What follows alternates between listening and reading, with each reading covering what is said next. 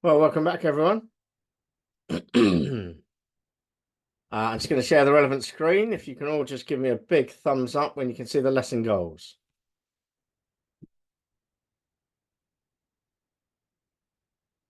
Stephen, Teng, Yinka, B, Mahmuda, oh, and then they'll whip through, don't they, on me? Celia, Logan, Patrick, Catherine, Raphael, Daniel. Wow, that's good to see that we're all basically here and ready to go. As I say, as it's been explained, we're approaching the end of sort of our cycle here for these lectures, but we still have some really exciting stuff to get through. So without some further ado, today's lesson is all going to be about an introduction to cybersecurity. Okay, so we're going to talk about introduction.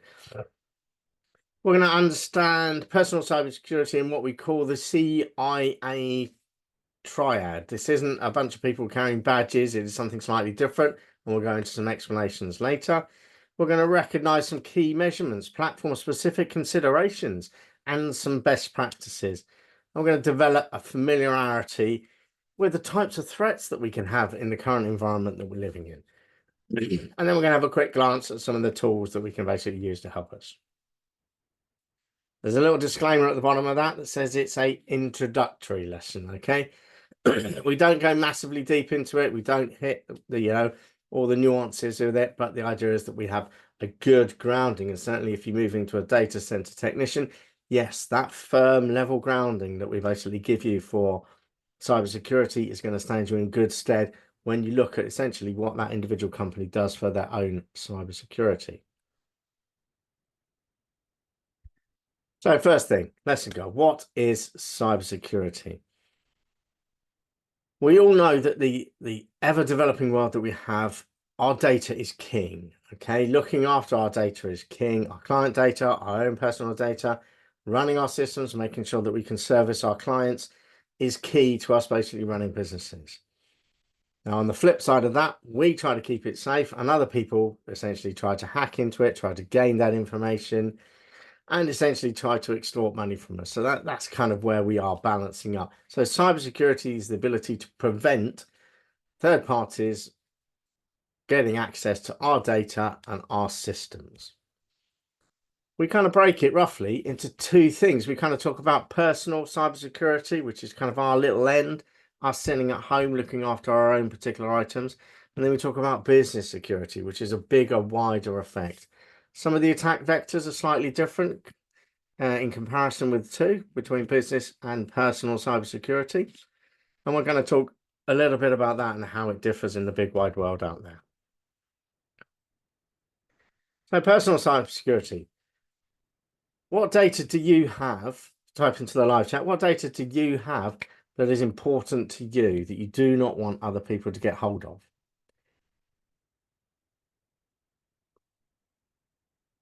I can see several people typing, which is fantastic.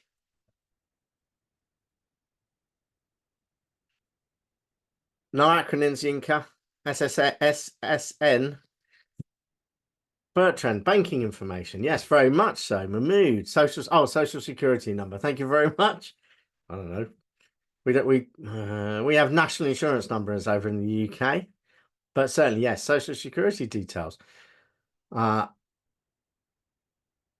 Yes, credit card details there basically comes from Oluwasan.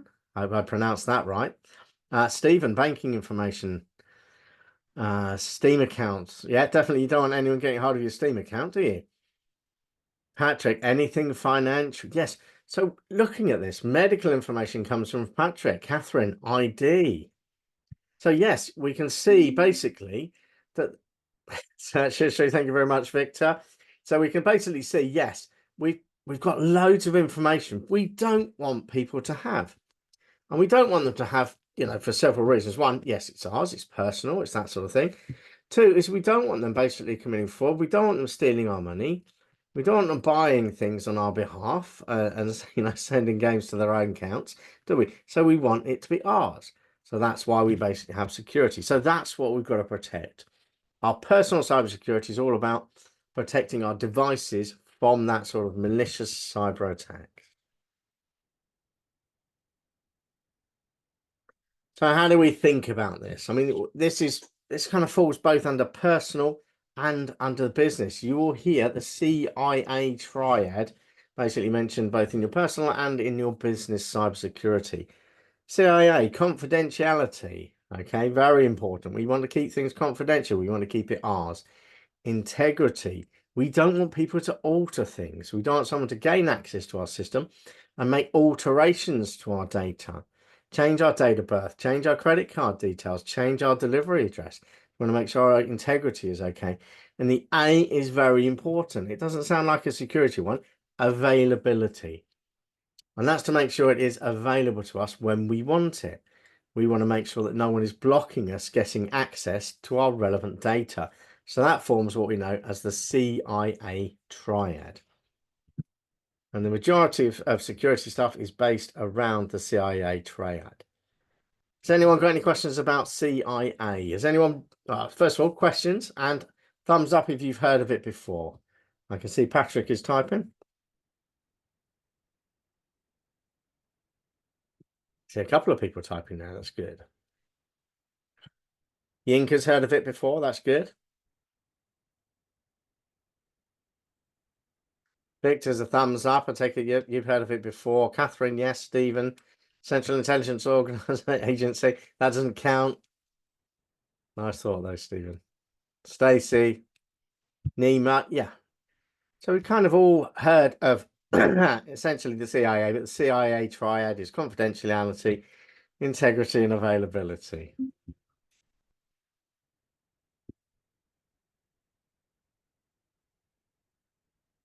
Oh, Patrick says, is this one of those situations where too much of a focus on one aspect of the triangle might mean less emphasis on the other parts? Yeah, definitely. If all you really care about, let's be honest, if all you really care about is integrity, how do we achieve 100% integrity for any data? Now, I'm going to answer that question because it's a bit way out. We receive 100% integrity for any data by stopping anyone accessing it. So if no one can touch our data, no one can do anything with it, no one can change it, 100% integrity. But how does that affect our availability? If no one can get access to it, we've lost all the availability, haven't we?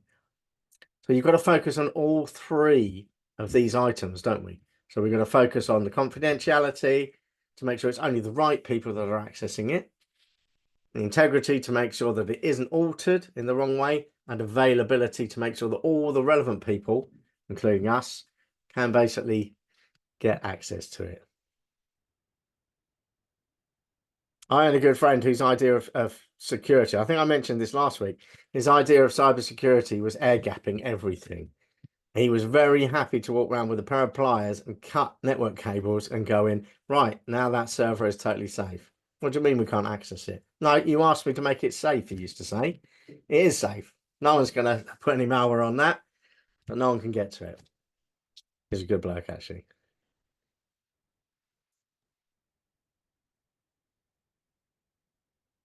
Right, now to help us on this, we also have a AAA framework. Okay, that some people dream on these things being Alcoholics Anonymous and that sort of thing. So the AAA framework also stands for authentication, authorization, and accounting.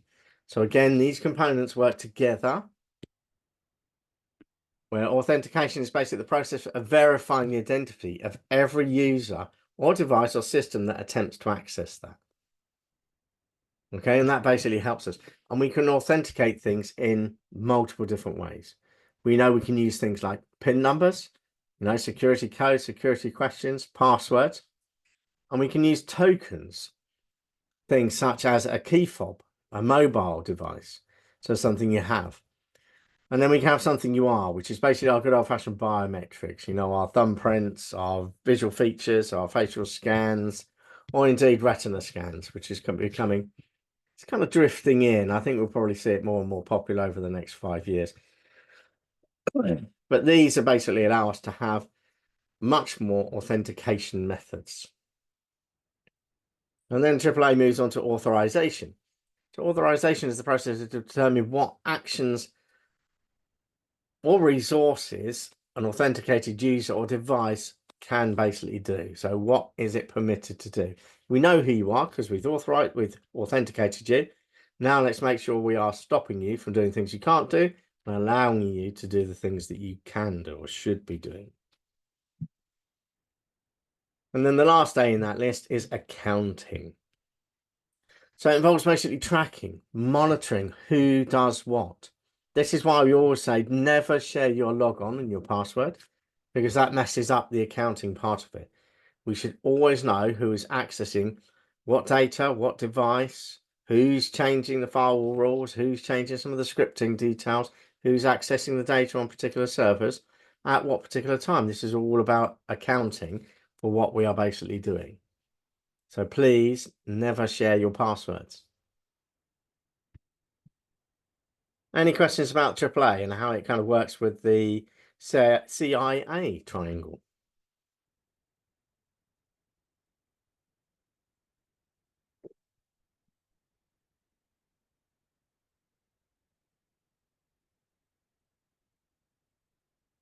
I see Stephen typing there. Is it cheeky, Stephen?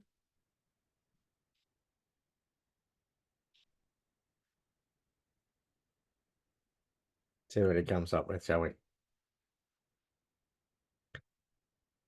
Well, it's happy. You will notice that certainly within business and within life, if you talk about life coaching, you talk about other things like that, people love building triangles. They love building a power three. Let's have three things that mean everything. You will see a few that will go 4 and 5. Generally, it's between 3 and 5 is what we do. These are confusing to easily get mixed up with Automobile Association. Yeah, isn't it? And things like that. Yeah, again, we love our acronyms in IT. Good God, we've got so many that mean exactly the same thing, don't we? So just bear in mind, this is why, as you know, as a trainer, we always go, no acronyms, no acronyms, no acronyms. That's really what we have. Good stuff. Okay, so let's have a look at some common methods of computer hacking. The first one we basically will talk about, and we'll go into this in some details, is going to be things such as phishing. Who knows what phishing is and fancies smashing it into the live chat? A short description, please. We don't want One Piece. A short description would be good.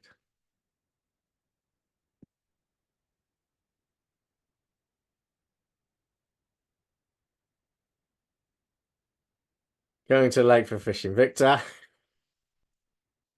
don't make me send you to the back of the class, Victor. It's very funny. Well done. Cookies that steal data? Not quite cookies. Patrick, spam email that's looking for your credit card information. Patrick's kind of closer to the mark. Yes, it's that sort of direction, isn't it? Victor's kidding. Someone pretending to be someone like, I'm David, the CEA. Can you please do this? Yes, that develops into a more complex style, and that's commonly known as spear phishing. So they do have. We love our stuff. We call spear phishing. We do smishing. We do all these other different things, just spinning off of roughly the same idea. Yes.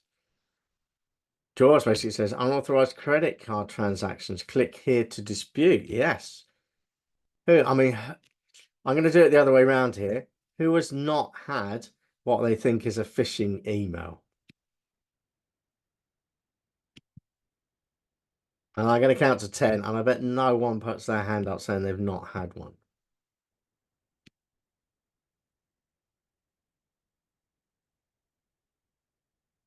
See a couple of you typing. I hope this is something else.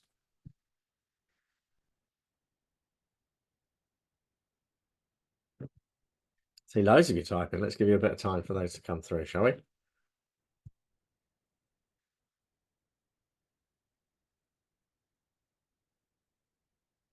Yeah, Victor, very true. I think you can find a needle in a haystack first before you find someone not familiar with those type of emails. We all get them. My dad gets them. We constantly laugh about them. It's very funny. We're also going to talk about malware, data breaches, social engineering, which drifts back into the phishing end of things, and what's known as credential stuffing. But let's have a little chat about phishing. We've kind of all run into this. The main goal of a phishing attack is to attempt to get you to click on a link. or something like that. We've all seen them. Someone's pretending to be your bank, or pretending to be a solicitor, or pretending to be some rich prince from Abu Dhabi who's left you 10 million kroners or something like that. So it's all around that sort of end of things, isn't it? And there's links in there, and they go, oh yeah, if you want to claim this back, please just click on this link to access it. And a lot of these can be really complicated and can be really nicely set up. They can basically duplicate your bank's logon screen. They can duplicate other items similar to that. So it looks like, if you click on the link, it does look like you're going to actually a relevant site, the correct site. So you begin by putting your username in, your password in, bang, straight away, they've got your username and password. And they'll deliberately fail it a couple of times. So you think you might need to reset it. And then the site will crash or something. It'll say, oh, this has gone wrong. Please contact us in 10 hours time when we fixed it. To give them about 10 hours, basically, to use the credentials you've just given them to log on to your banking details. And indeed, this is why we have things like multi-factor authentication, isn't it? So it really is them trying to trick you. They're after your usernames, your passwords, your credit card numbers, your social security numbers, anything they can basically get out of you. Now, there was one example that was given higher up, which is spear phishing, which is where someone pretends to be a CEO or, the financial director of a company and sends you a mail at work basically saying, oh my God, I'm out in Dubai. I need you to make this transfer of £10,000 to this account. It's got to happen now. I can't do it because I'm semi-offline. Please make sure it happens within the next 3 hours. Forces you into a panic, gets your business going. And then all of a sudden, a junior account member has clicked the button to make the transfer. Job done. Okay, they're simply pretending to be someone higher up the chain. And that's known as spear phishing. I can see Yinka's typing now. Yeah, hi, I'm Liam. I wish to provide update about the employment that's just opened. Yeah. Can we talk now? Or click this link. Yeah. Simple things like that where they're trying to basically gain access to your details. We must ever be vigilant on this. Now, there used to be a good old-fashioned way of looking for them. If a lot of the words were spelled incorrectly, or if it was poorly translated, as it was incorrect English and stuff, we would normally go, yeah, potentially that's a phishing mail. But we know we need to look tighter at those things now, don't we?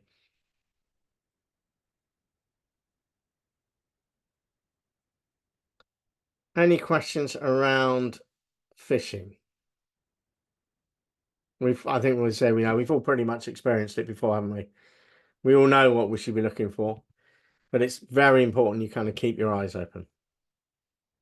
Yes, the typo is a giveaway, and of course, I didn't apply to Liam laugh at LOL. Yes, that's right. It's all about making sure you're expecting them out. It's solicited. You know you should be dealing with these people. Now, of course, with AI, typos are getting less and less prevalent now. They just get AI to write these emails for them. So there's less grammar mistakes, there's less spelling mistakes, things are worded properly, and off you go. So again, you just need to be a bit smarter when you're actioning and reading your emails. So malware. So we mentioned malware. Malware is kind of a generic term. It's kind of generally used to infiltrate computers and steal personal information. These are things such as keyloggers. Now, a keylogger is basically where someone has dropped a piece of software onto your system. So they've already cracked essentially some of your security. And that keylogger will record all your keystrokes. And of course, with recording all your keystrokes, sending it back as packages across the internet, they will be able to record and decipher certain things. They'll be able to record you putting in things such as your username, such as your password, because they are very simply recording keystrokes. Spyware is stuff that simply sits on your machine and watches what you do. It's a bit more complicated than keyloggers. Keyloggers just record the buttons. Spyware can record everything you do, including the mouse strokes, what page you're basically looking at on the internet, what you're browsing, what applications you've got open. So it's more of an in-depth than keyloggers. And then we have Trojans as well. We've all heard the story of the Trojan horse, haven't we? All those Greek men climbing inside a wooden horse, leaving it outside the gates of Troy. This is why I get my history wrong if someone corrects me. And the Trojans dragged it inside, didn't they? Thought it was an offering and thought they were disappearing off. And then I'm going to say 12 people. I don't think it's 12. 12 people jumped out, opened the gates and let everyone in. That's how Troy basically fell, wasn't it? Okay, Trojan's basically the same. They're offering a gift. You know, do you want this gift? Oh yeah, I'll open that. That says someone's going to offer me a free MacBook Pro if I click this link. I go into a prize draw for it and things like that.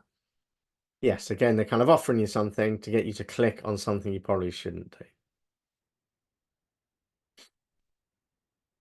Anyone got any questions about malware? We kind of fly through malware because it's one of those topics, isn't it? We will go into a bit more probably when we talk about the business security stuff. Good. Can't see anyone typing, so let's have a look at data breaches.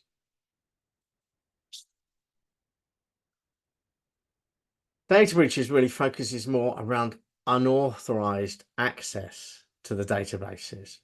Okay, their goal is literally to get a log-on credentials, to get unauthorized access, to steal personal information.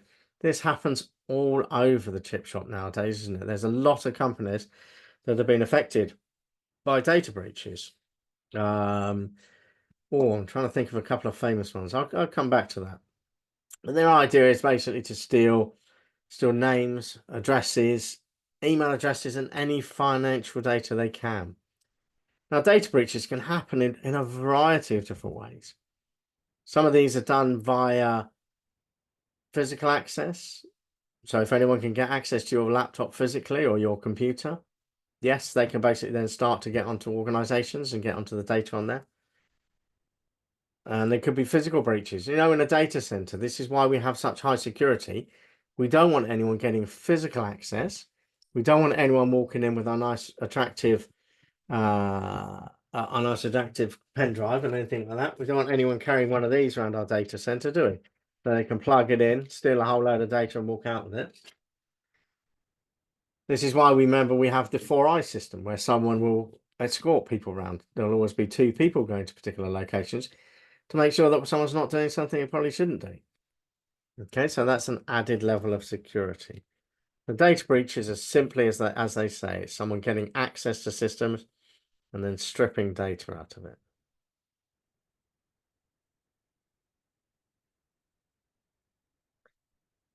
Anyone got any questions about the data breaches?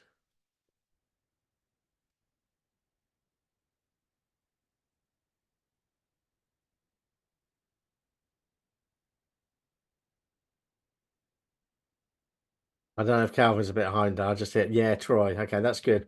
Well, as long as I wasn't right, my history's not so far out, Calvin. I think I feel like my time at school wasn't totally wasted in the history lessons.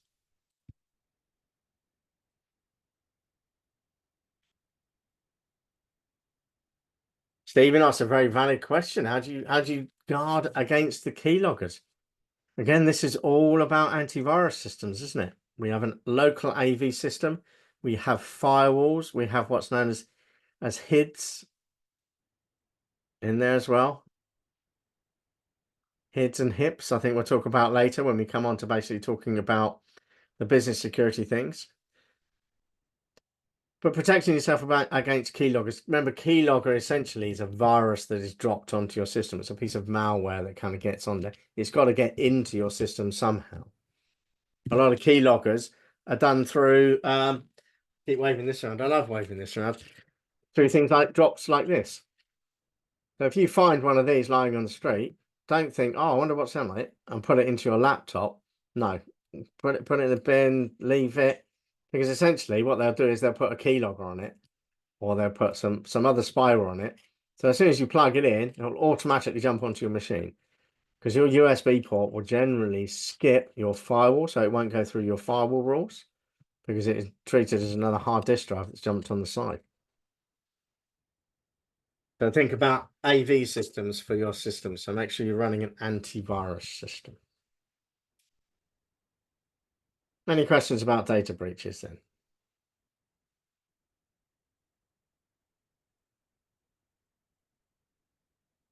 Data breaches we know cost companies fortunes, if not totally going out of business.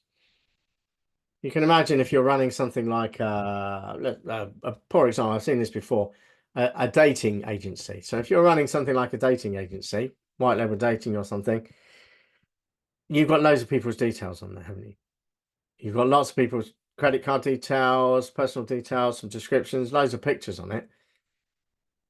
If someone hacks your system, gets in a fake logon or something like that, gets into the back door of it, all of a sudden they've got access to all those details. There's then a massive blackmail ring they can set up because they've got everyone's details, they've got everyone's pictures. They can just generally agree to expose it to the rest of the world, and all of a sudden businesses go down the toilet because of that, because there is no security in it. No one has any trust in them, and as soon as you lose the trust, people don't buy onto your sites. It's as simple as that, isn't it?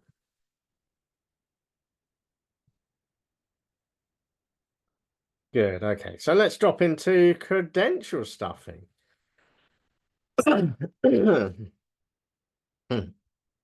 credential stuffing.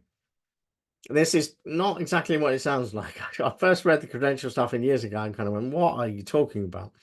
Ashley Madison. Thank you very much, Victor. Yes, Ashley Madison went down the tube because they got hacked. Someone got hold of all the data. And for those of you that don't, am I allowed to say these sort of things online? Yeah, go on, we'll do it on the training course.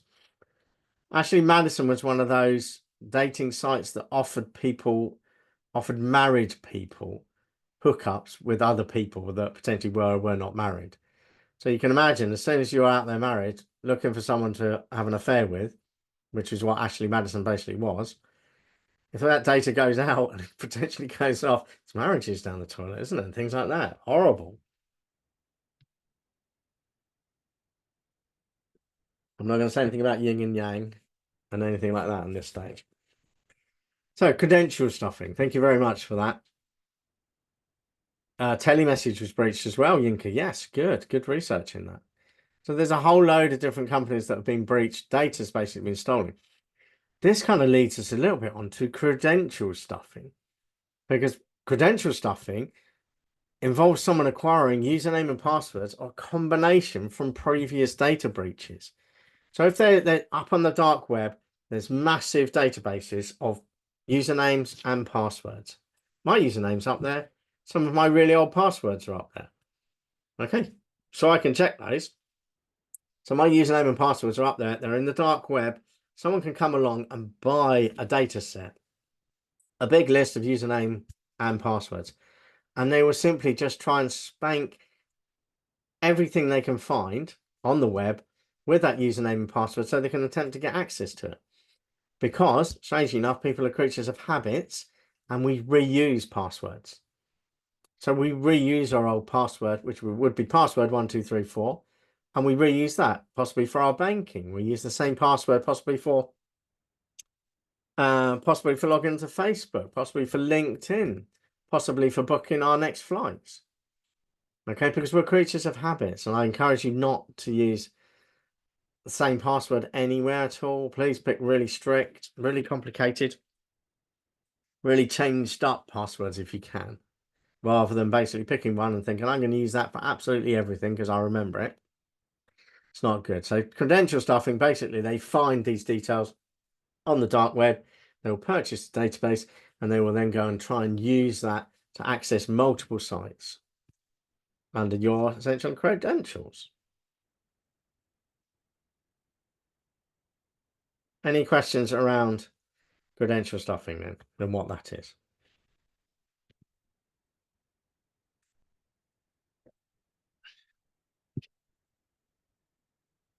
Let's have a quick show of hands. Who has ever checked to see if their data, username and passwords, appears in a credential stuffing database?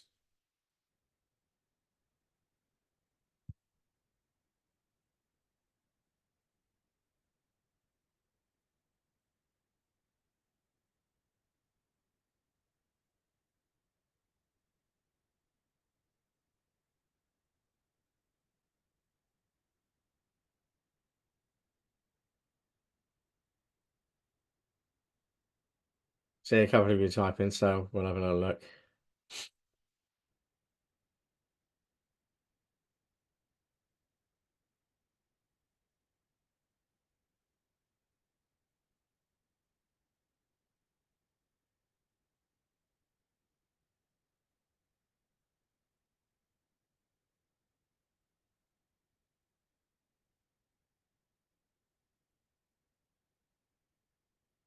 See Catherine typing. I see Bill are typing as well. So we'll let them finish their typing.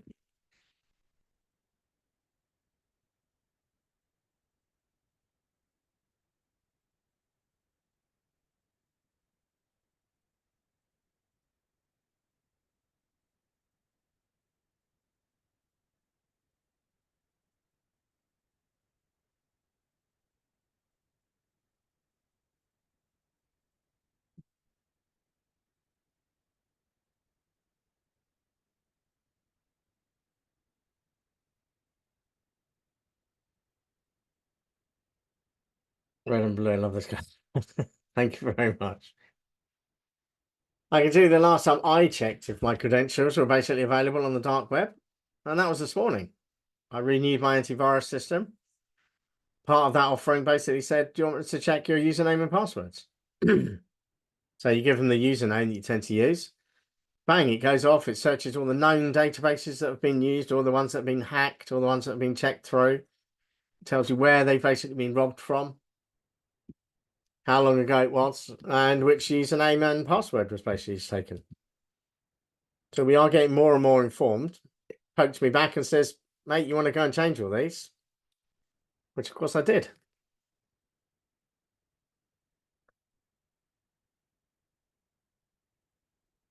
Does the site that offers you protection from contentious stuff in count? Like a background checker. Certainly I do the background checker. Certainly there are sites that offer you protection and they'll go out and aggressively try to find some credentials.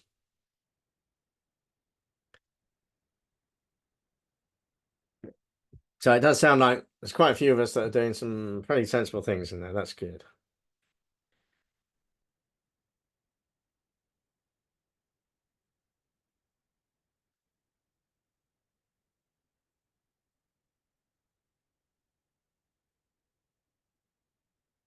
Yinka uses Hack Alert on my AV.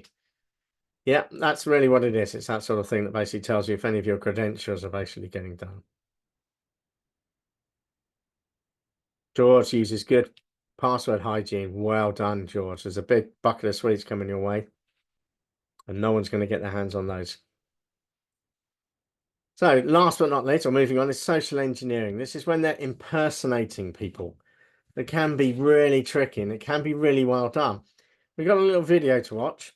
I'm going to stop the share and basically share it now that I know and give you audio, because it's always one button I don't click at times, isn't it? Okay, if you can give me a thumbs up to let me know you get the sound on this, that would be great. So I invited a few of the world's best hackers to try to hack me and show me where my vulnerabilities are.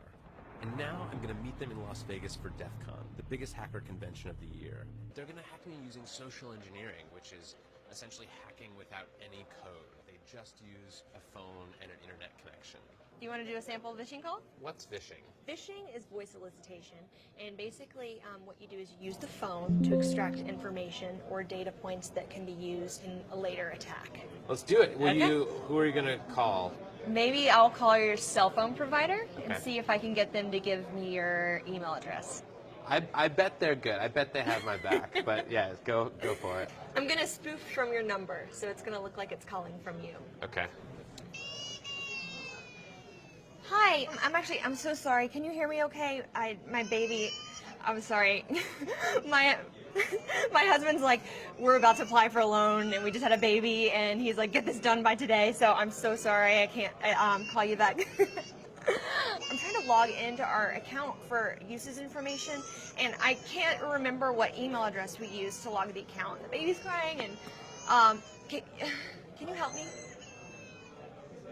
Awesome.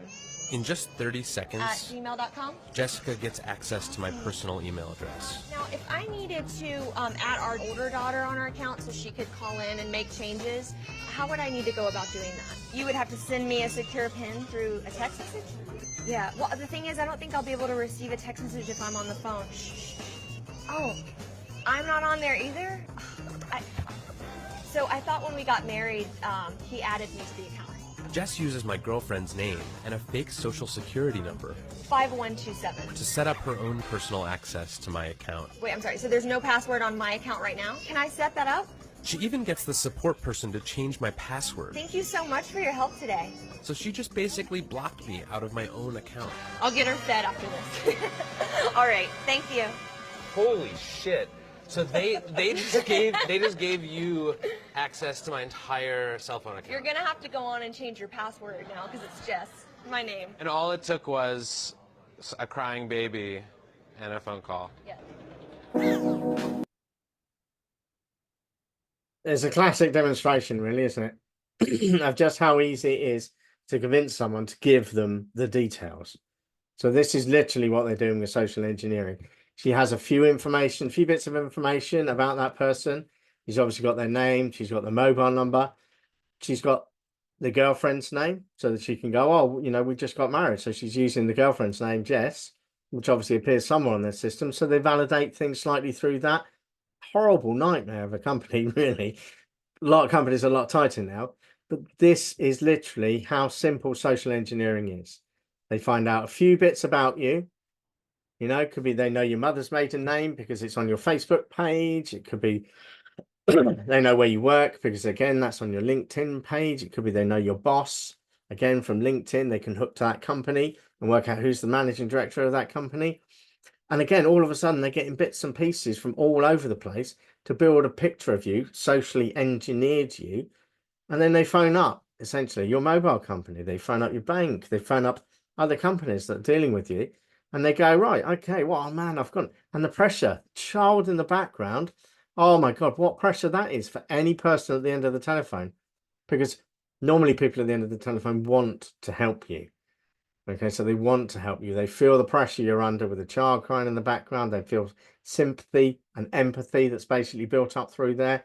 And bang, social engineering, they've got half your details. Change his password, now got it. George, two-factor authentication. Boom. This is why we use it. But you could see she kind of got around a bit of the two-factor authentication, didn't she? She kind of said, well, I don't know if I'll be able to get the text message for the two-factor authentication. Can we do it another way?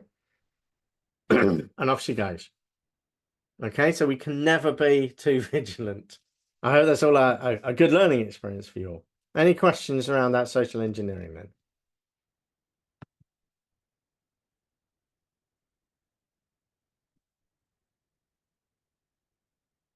I can't see anyone typing. I'm hoping that's not my live chat lagging behind again. So, types of malicious software.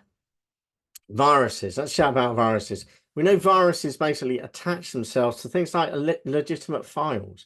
Could be a Word document, could be a spreadsheet, could be something you've downloaded off the internet. Always go really careful when you're downloading something off the internet. Trojan horses disguise themselves as legitimate files. Are you downloading the latest printer driver? Well, I'm not really a printer driver, I'm a Trojan. So they are basically got onto your systems like that. Worms are self-replicating malware that can spread in networks. Worms are fantastic fun. One person makes a data breach in your network. All of a sudden, you're behind the firewall. That worm's behind the firewall. And then can start basically propagating itself throughout the rest of your network. And at that stage, well, eventually when the worm ripens itself, then they have access to a whole load of different things. Ransomware is probably one that is very much in the front of the news. There's lots of producing companies, but now have basically been hit by malware and ransomware basically demands. Okay, this is a massive encryption. They encrypt everything on your system and they go, if you don't give us some money, we're actually going to keep all your data and it will all be encrypted. And of course, with the heavy encryption modules we use, the 256-bit encryptions that's available, it's impossible basically to get all the stuff back. As we've already spoken a bit about spyware, basically looking after the information and basically watching what you're doing. So those are the types of malicious software we need to be aware of.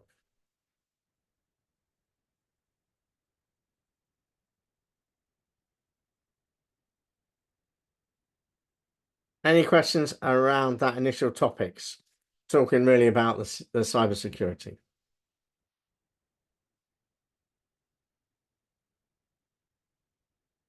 Put your hand up if you've actually been affected by cybersecurity and malware.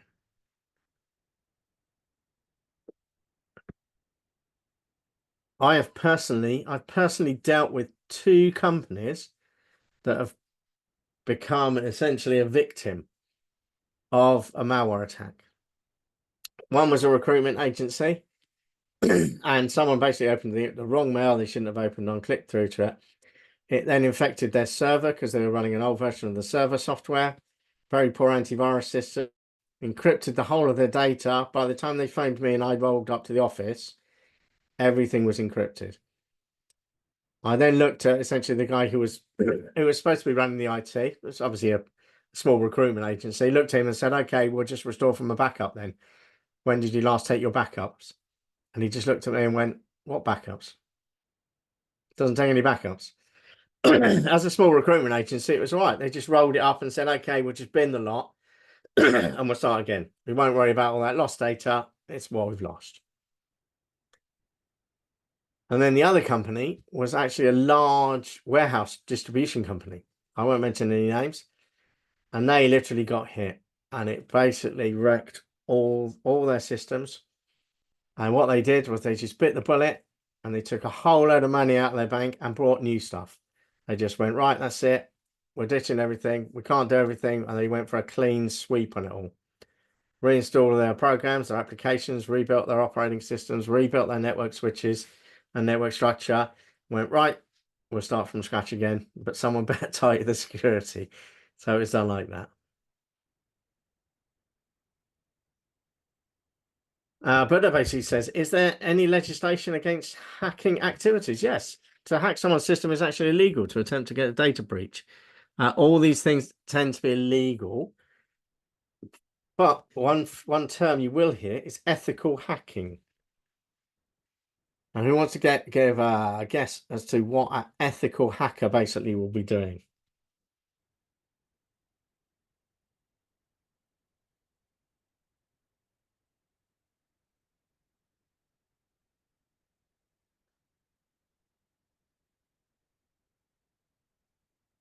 Calvin basically says companies hire hackers to find holes in security. Does anyone know what that's called? White hat? Yep, I believe white hat is one. I haven't used them, but I understand they are in that business.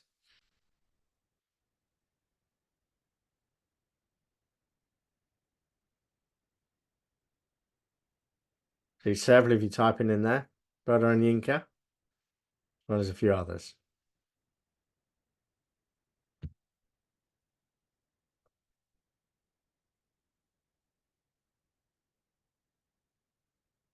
Is it worth to be a cybersecurity expert? Cybersecurity experts get paid lots of money if you're in the right field. Certainly with cybersecurity being more and more prevalent, looking at the amount of money businesses lose through cybersecurity issues. Certainly cybersecurity, SOC, operations, cybersecurity operations centers. Yes. It's a legal way of hacking. Yes, it's generally called ethical hacking or penetration testing. And we'll talk about pen testing later, so we won't go into it in a big deal.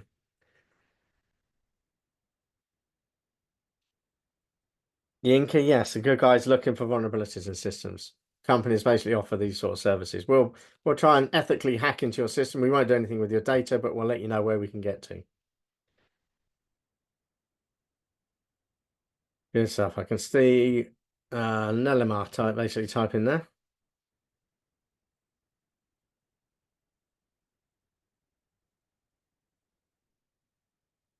You have to go really careful with that one there, Nima, because if you're doing it without their knowledge, then you could be deemed to be doing something illegal. So really, you should be chatting to them and going, "Look, potentially, I believe I can get into your system. Will you pay me to basically do it?" Essentially is what you're doing. And that's what's known as, I say, as an ethical hacker. You approach a company and say, look, I think I can get into your system. If I can, give me $500. If I can't, then don't pay me any money. Data privacy infringement. Yes, it's all sort of things they'll bust you under. Okay, so in terms of governance, okay, there's four main principles.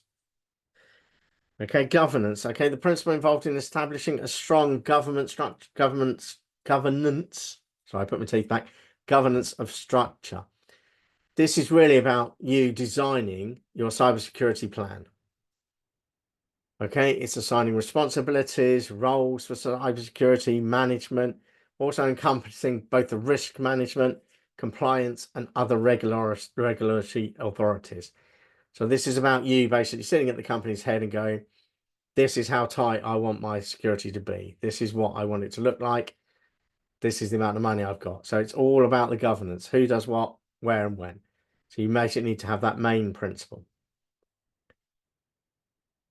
Protect basically ensures that you are implementing the safeguards to secure the organization, systems, network, and data. It's all about the data, isn't it?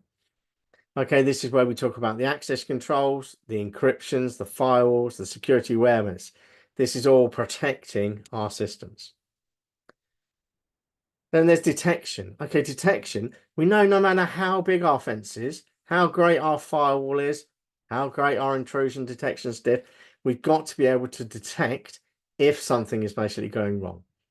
So this is our detection process in here. It's one of the main principles that we should, if something gets through, be able to detect that something is going wrong. So this is primarily focusing on monitoring our network traffic, monitoring what's going on in the system, and flagging anything that appears to be out of sorts. Last but not least is our response. What do we do when our detection system basically flags something? It says we've got a cybersecurity breach. How do we cope with that? What are the actions we take? And the response should really be, a well-defined, probably well-practiced response that you have a plan. So that's the idea, is that you should always have all four of those. So a governance, a protection, a detection, and a response within your company to handle how we manage cybersecurity issues. Brother says he receives about 30 calls per day of people trying to scam him, offering me health insurance and something. Depending what country you're in, there are ways you can stop them from calling you. If it's a known number, you can bar them, but we won't go into that in a great deal of detail. Not yet, anyway. That's probably an offline conversation we should have, brother. So how do we protect ourselves? Use caution. Be cautious about what you're doing. Unsolicited mail messages. We know about these things. That's how we protect ourselves from phishing. Use strong and unique passwords. That's how we protect ourselves from things like data stuffing. Monitor your financial accounts. Always know what's going in, what's going out. We know with our mobile apps nowadays, every time a payment goes out of my account, I can get a little ping on my mobile device, can't I? So if I'm monitoring that, someone then starts stripping money and buying themselves, McDonald's in New York when I actually live in England, and it pings on my phone, I know straight away something's wrong. I've detected that there's a breach. Let's do something about it. Educate yourself, your family about the risks of sharing personal information online. How much do you put on Facebook? How much do you put on LinkedIn? Multi-factor authentication. Yes, we love multi-factor authentication, as well as essentially what's two-factor authentication. There's a lot of blend between those two acronyms there. MFA and two-factor authentication, the big blend between the two of them. And single sign-ons. Who actually uses an SSO at the moment? A single sign-on utility.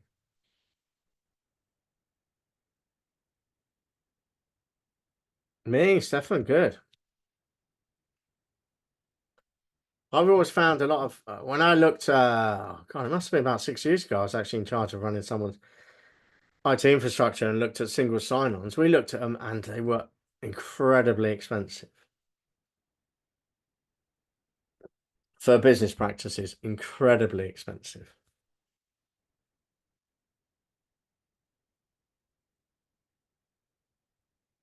See, you're still typing there, Stephen. Let's see what you come up with.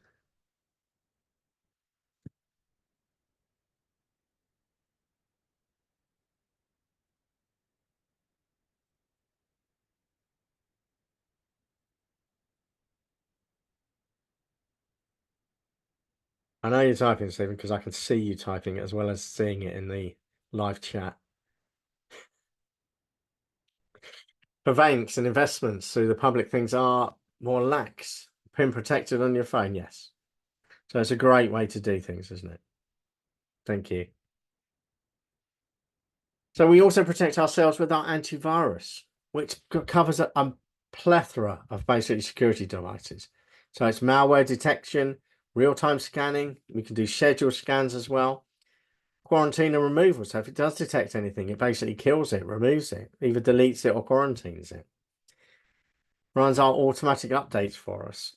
And we now crikey, about 5 years ago, they started doing web browsing protection for these things, email scanning and anti-phishing systems nowadays, aren't they? Indeed, we'll have a little look at some of those later.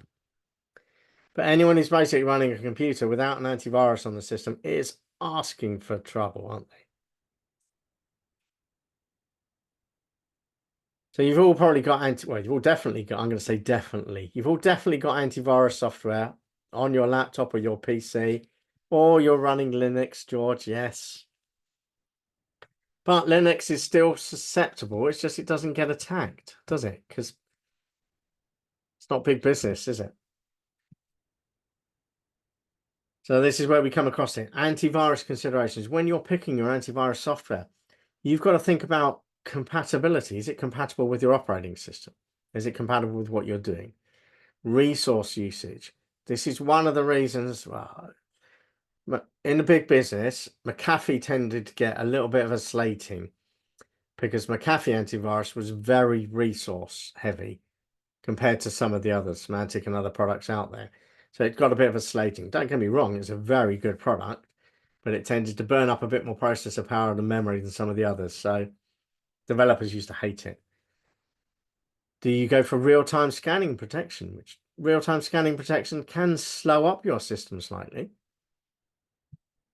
How often do you have automatic updates on your system? That's a big consideration, isn't it? Do I do it once a day, once a week? How often do we do that? And then for mobile devices, we can talk about things such as our application permission, what can basically access what. And then do we have multi-device support? And is that multi-device support across platforms? Or is it only on one particular platform?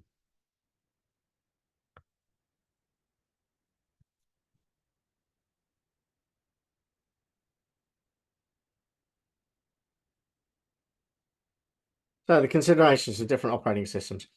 We know Windows is the largest business operating system around at the moment, isn't it? Can't remember the exact numbers, but I believe it's about 78% of business systems running on a Windows operating system. Someone's going to prove me wrong now, and I'd be happy if they did. But it's about that sort of number, isn't it? So all malware attacks are designed to hit Windows systems. Why would I write something for the 10% that are running Linux or the 5% that are running the Mac OS X? Well, just write one for this massive business market here and hit those guys. That's why malware basically hits the Windows environment. But do we need to ignore antivirus then if we're running a Mac OS? Are we totally safe? General answer is no, we're not. As well as Linux, we need to consider that as these distributions become more and more popular, they're likely to get more and more targeted. Remember, some of these guys writing these viruses are bored guys sat at home, far too intelligent to work in the real industries, so they just go and create malware. One of them's going to get bored. He's going to think, oh, why don't I just hit Linux? Might as well. Treat yourself. Okay, so again, you need to stay vigilant. And again, we are now also drifting onto things like our mobile operating system, our Android OS. Okay, as these things are massively commonplace. Everyone has, not everyone, I've got a friend who doesn't. Most people have smartphones nowadays. Do we protect our smartphones with AV?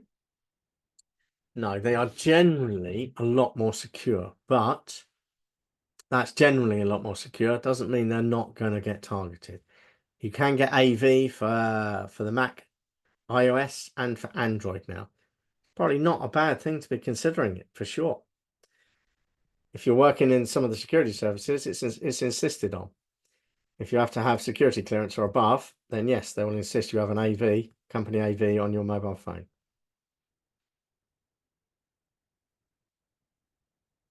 So in the long term, regardless of what operating system you have, what antivirus product you basically pick, you've got to do some really good things. You've got to make sure you have regular updates. Those update files are basically produced by big companies that know about the viruses. They tell your application vendor about the virus, and your application vendor then releases a DAT file, which is basically the data that recognizes that virus, and you've got to upload that onto your system. If you haven't uploaded that for a month, you're a month behind what the hackers are doing. Can't afford to be a month behind what the hackers are doing.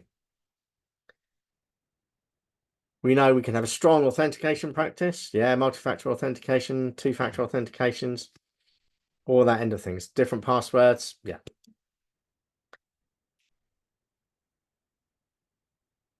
And we need to have a proactive approach to monitoring and addressing potential vulnerabilities. That's more business in line.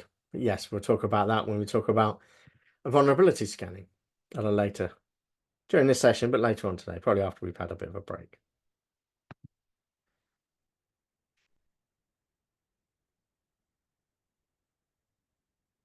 So we're going to have a little play. We have a little activity for you all. Now, what we really want you to do is we're going to give you, we shall only really have 5 minutes on this. I think we'll just do 5 minutes. So if you can all visit that website, which I will actually drop into the chat window. Oh, where's my copy link? Copy link address. You'll visit that website and then compare your antivirus on there. So if you pop into it, it will say, oh, you're running Windows or you're running whatever it is, and compare how well yours does. So on here, you can basically see this is for Android, this is for Mac OS, this is for Windows. So if I look at the Windows current test results,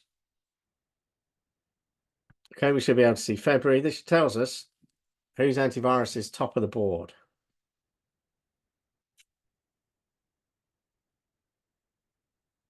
So if yours is on there, have a look, see how it scores.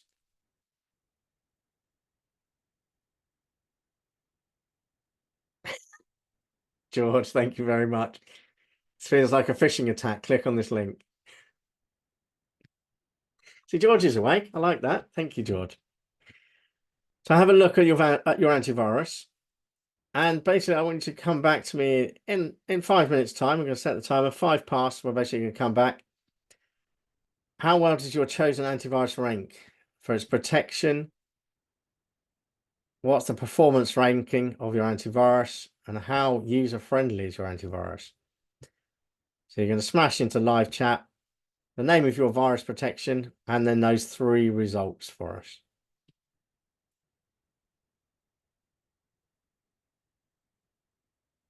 I'm going to hang around, of course, as always, and we're basically just going to continue to chat. And of course, please poke things into live chat as you like. Hugo, not running an antivirus. You're running Mac OS X or a Linux product? If you are, Hugo, running one of those, why don't you pick a sample and bring that to the table for us? So if you're running a Mac OS X, pick one of the Mac ones.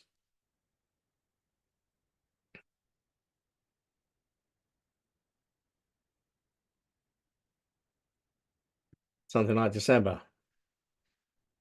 AVG for the Mac.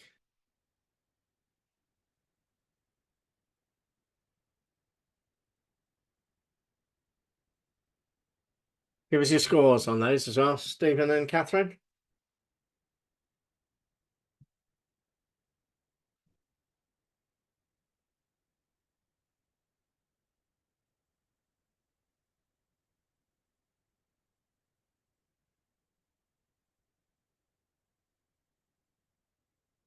Or Hugo, I hate to say it, but you're probably asking for trouble. If you're accessing anything off the internet, browsing any web pages,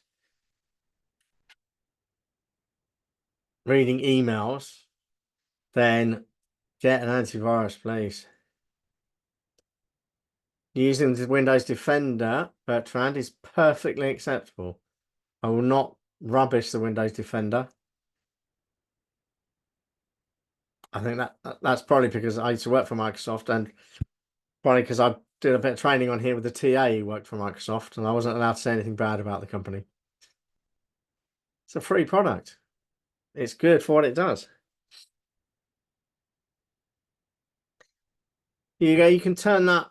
You can actually turn it off, but yes, okay. If you're using Windows and you still have Windows Defender running, then you're probably doing okay.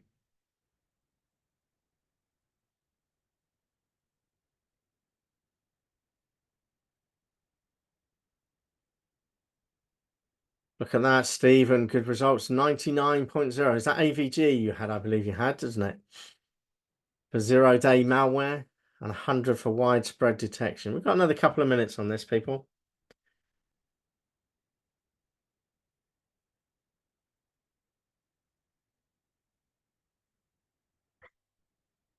Victor, well done. I just told a room of 115 people, didn't I?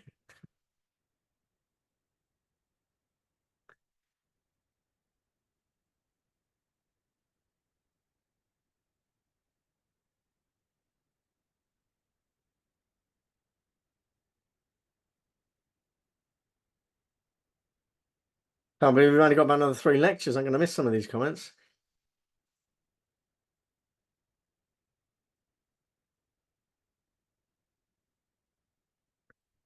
Okay, so you can probably start firing your results, and I know Catherine and Stephen have basically already done that. Start firing some of your results into there before we ask the next critical question.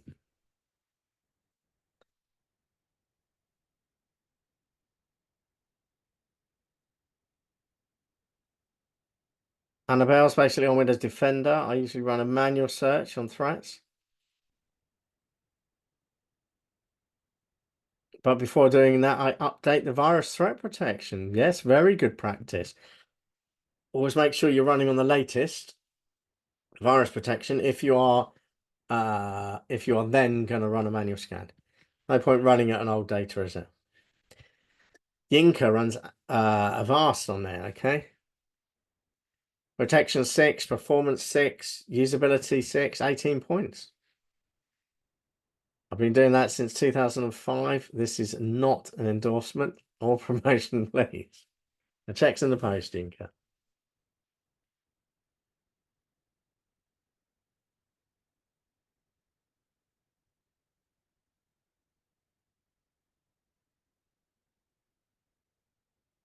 Yeah. These are definitely the questions. And I guess the question I'm going to throw to everyone is, now you've had a quick glance at that website and where yours falls in the list, is anyone considering changing it, updating it, upgrading it to one that's probably higher up the list?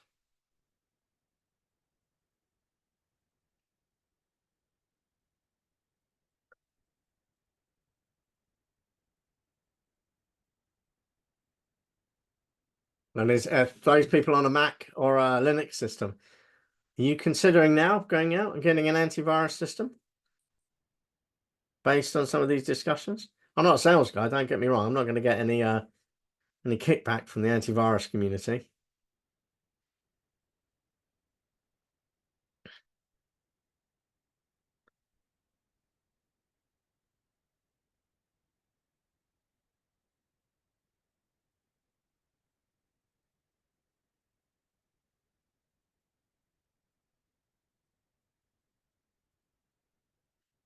I remember a conversation with my little brother about 15 years ago.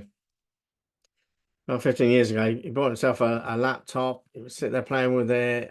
We were having a little chat about things, generally chewing the fat and telling me how amazing his new laptop was.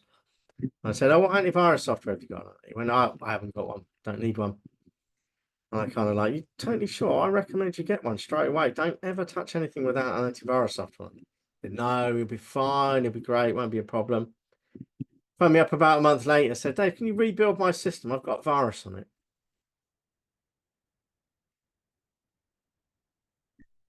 Bertrand needs a bit more money before he basically updates. Yes, there's free ones and there's payable ones, isn't there?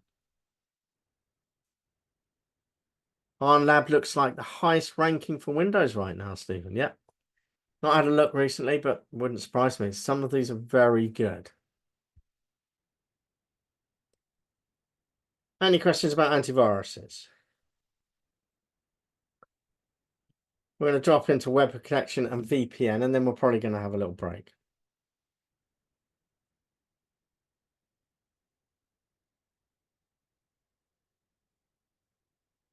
So web protection and VPN, this is really key about protecting your anonymity.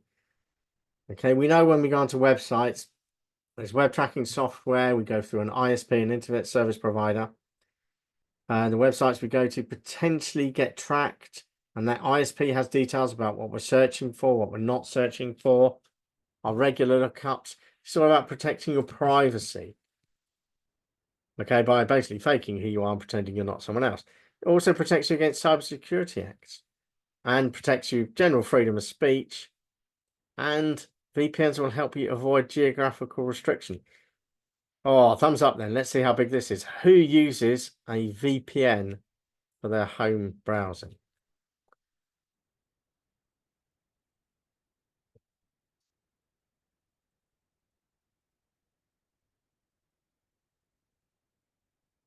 Imagine we've got quite a few. It's becoming more and more popular. Yinka, Stephen, Catherine, Annabelle, use it for work. Okay, well, we'll go on to work ones in a second, but yeah, that's perfect.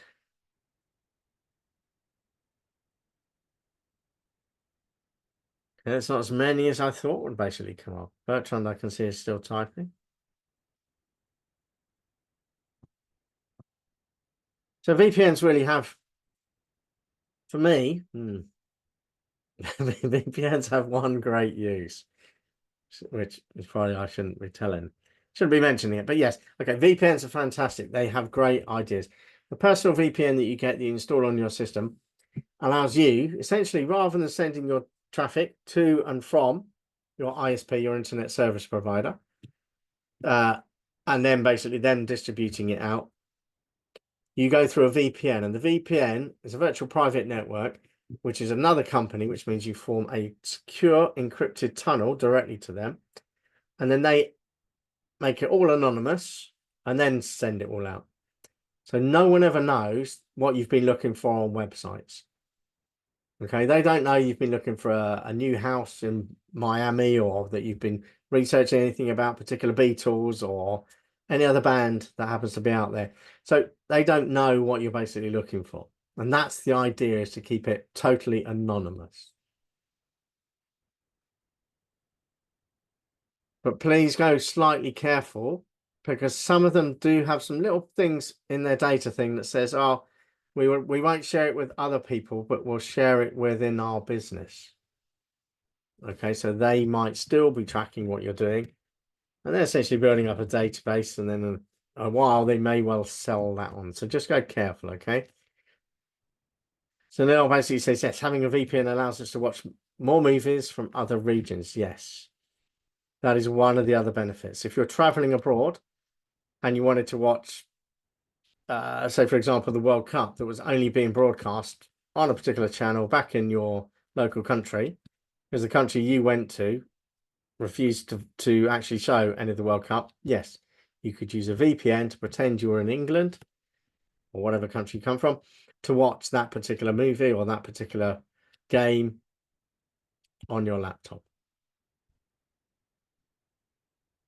Now, the important part of the VPN is it forms an encrypted tunnel, so no one can break into that tunnel. It's encrypted. It is end-to-end encryption. You can also use it, yes, to compare plane tickets if you purchase in a different location. Any questions about personal VPNs? Because that's what we basically use our private VPNs for.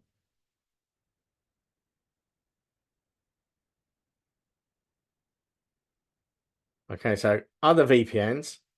So we know the private personal VPN. There's a remote access VPN, which I think someone used for their business there.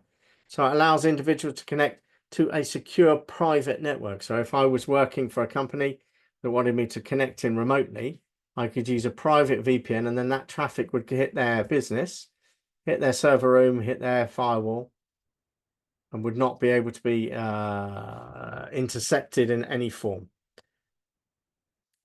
We also have site-to-site VPNs. These are quite often called branched office VPNs, so BOVs. And that's where we link multiple network sites. Now we talk about wide area networks. This is how a wide area network is set up, is with a lot of small different LANs, all connected by individual branch office VPNs that basically connect them up. And that forms from a local area network, which is the individual ones, to a wide area network, which is all of them. And then we have our mobile VPNs, which basically does the same. Now, I'm not going to play this video because it felt like a little bit of a sales pitch, but please, worth taking your time. If you're into VPNs and want to protect your security and your anonymity, then have a little read through that or look through that when you've got a minute. Okay, I think we're going to have a 15-minute break about now. I think we all need a little coffee, a little comfort break, and a banana or something. Welcome back, everyone. Well, I hope you managed to get a little comfort break, a coffee, apart from Victor, who's having something else. Keep him calm, so to speak. And are ready, basically, for the second half of this lecture on securities now. So let's see. Let's have a thumbs up for who can see business responsibilities. Patrick's fastest fingers first. Teng's in there as well. Well done. Calvin, George, D, Stacey, good to see you all coming back. Raring to go, I hope. Yinka, Fatima, Bertrand. Victor, I can see your thumbs up. You're top of the screen nowadays, Victor. Stefan, you're in there as well. Thank you. Do you know that you are the two that, I don't know why, that you're also the two that seem to get highlighted on my Zoom screen at the top? Could just be because you're the couple that actually have the cameras on, but hey, it's always good to see some people for sure. Okay, so we're now going to kind of expand things. We're going to start talking more about the business end of security and cybersecurity end of things. Okay, so we're going to talk about man-in-the-middle attack and what a man-in-the-middle attack is, what SQL injections are, what a zero-day exploitation is, and what a distributed denial of service, as well as system vulnerabilities. Okay, so we're going to go through all those bits and pieces. There's a couple of videos that we're going to get you to watch, and there's a couple that I'm going to kind of talk through because they're just probably a little bit too convoluted for what we want to get across in some of this material. So a man-in-the-middle attack is probably one that we are going to talk through to start with. So a man-in-the-middle attack is a okay, let's have a look at this concept. You go into if you go into McDonald's, good old-fashioned McDonald's, they offer you a Wi-Fi access, don't they? So they offer you a Wi-Fi access by saying, right, what's the SSID? So you've got a McDonald's SSID available, haven't you? The way that a man-in-the-middle attack basically works is someone sets up a fake Wi-Fi SSID that's exactly the same as the McDonald's one. So they're spoofing it. They're probably sitting nearer to you. They've got more power in their basically Wi-Fi. So they're picking it up. So they're basically poking up and going, hi, actually, I'm McDonald's in this shop. So your device connects through to the fake SSID, to the fake wireless, which is our man-in-the-middle attack. And he will get all your traffic that he then redirects out through the genuine McDonald's Wi-Fi. So essentially, he's sitting between you and the rest of the world. So all your data, all your traffic is basically going through his system. He's reading whatever he fancies. That's a man-in-the-middle attack.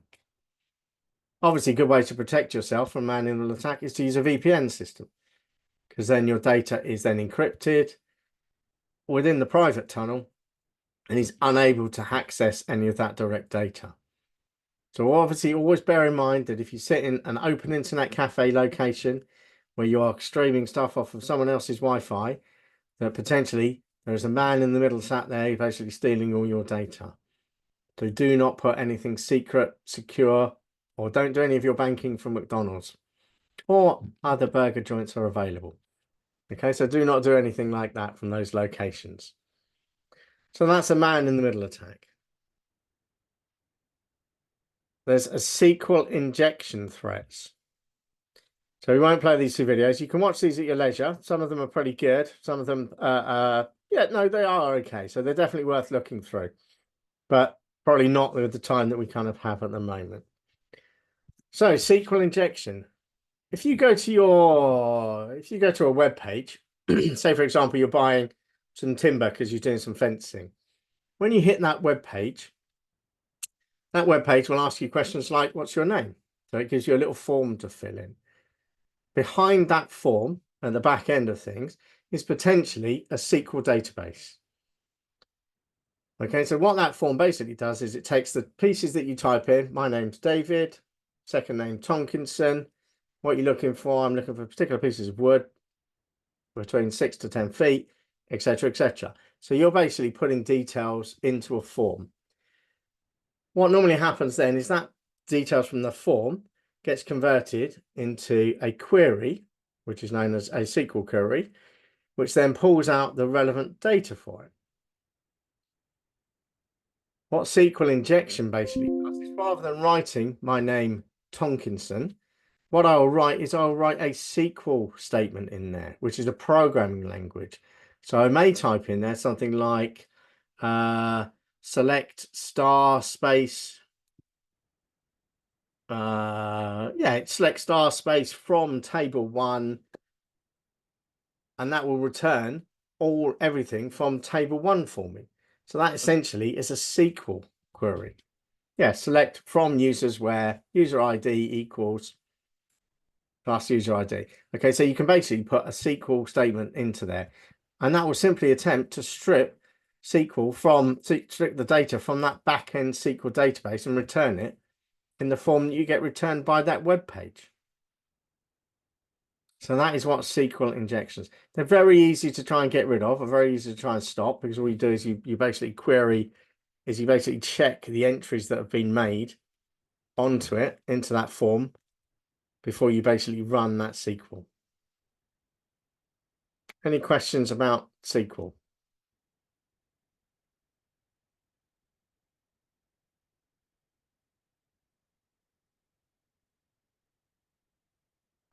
Any questions about SQL or man in the middle?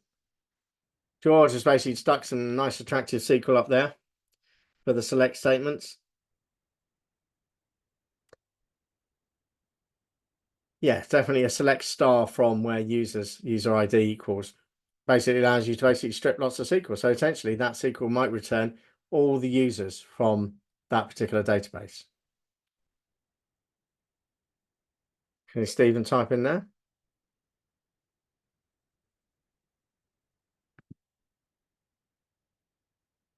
How is SQL harmful? SQL isn't harmful. SQL is a fantastic query language.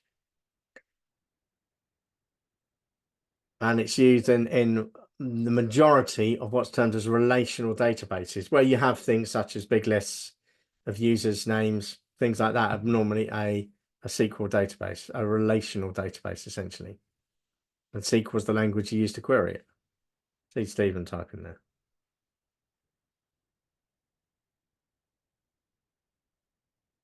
See Stephen still typing in there. That's good.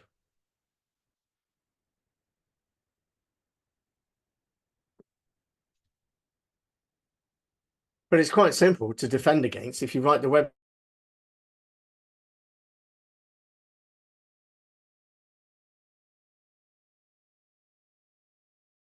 Only consists of one word, no spaces, no select statement. And if it does consist of more than one word, well, you can throw it out and go, that's invalid. So again, we're basically checking against an accepted form of data that will go into that form.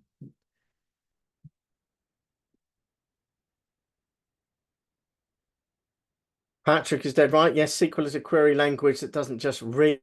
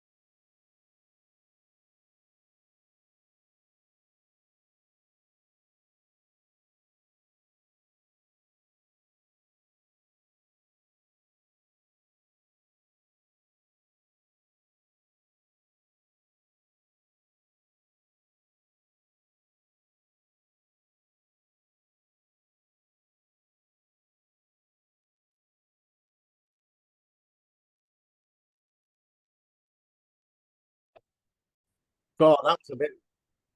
Was that a little bit of a connectivity issue there? Am I back? Thumbs up if you can hear me okay and everything's fine.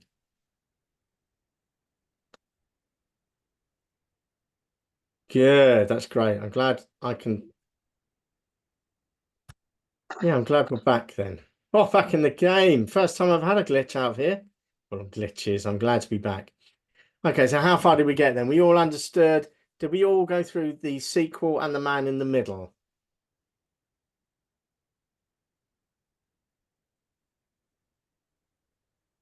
Let's see when you lost me. I think it was towards the end of me talking about some sequel stuff, wasn't it?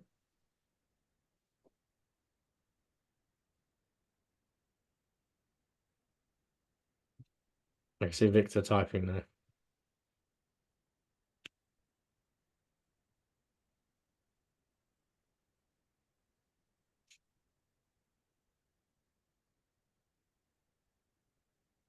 Okay, Bertrand, thank you very much. Bertrand said, I almost thought you were hacked by a cybersecurity class. I need to spat my coffee out. Thank you very much, Bertrand.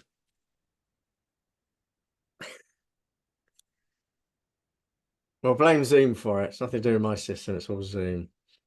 Okay, so that's SQL injections and a man in the middle attack. Okay, this is what businesses need to protect themselves against.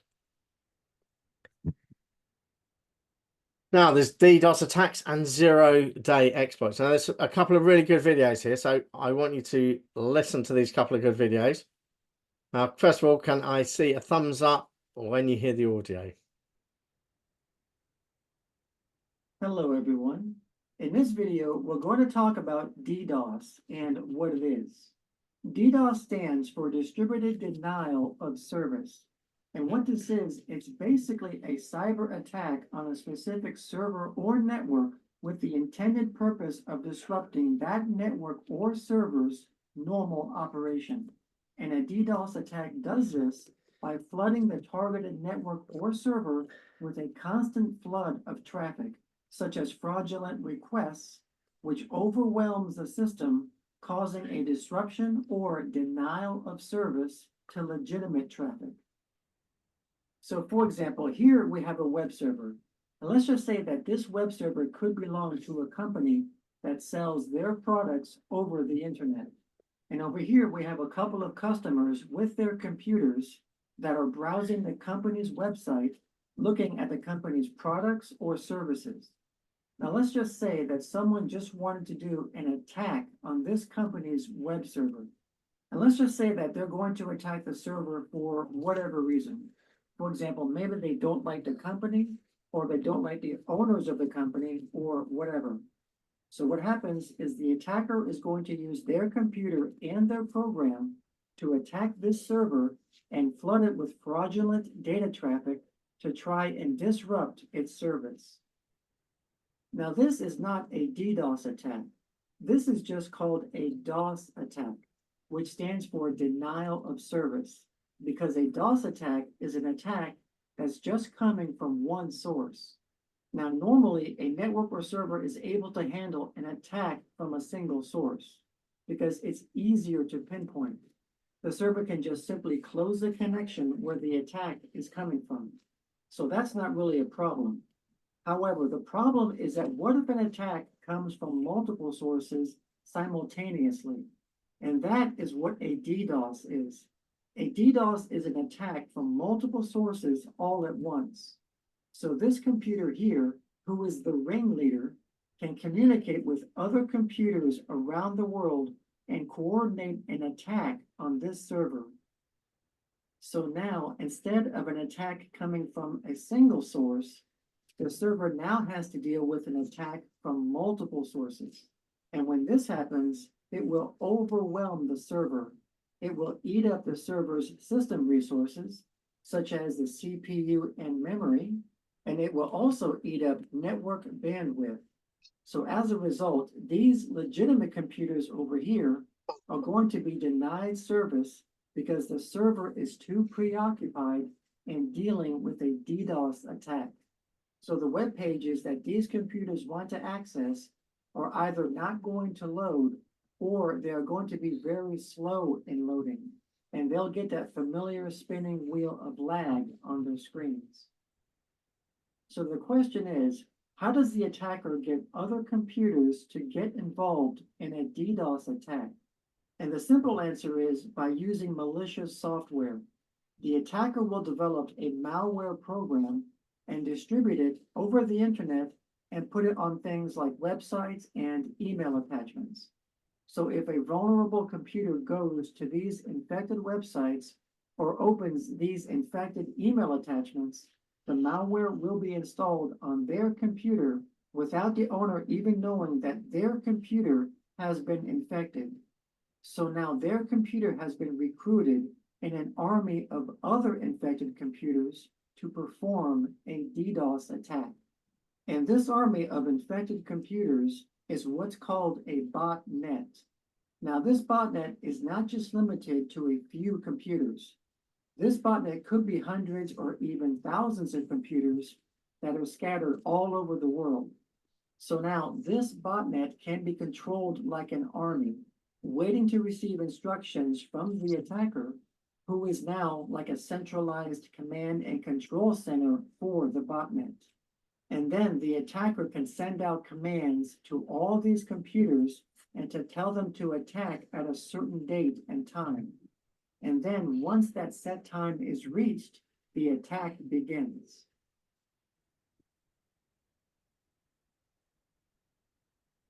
Now, a DDoS attack can last for hours or even days.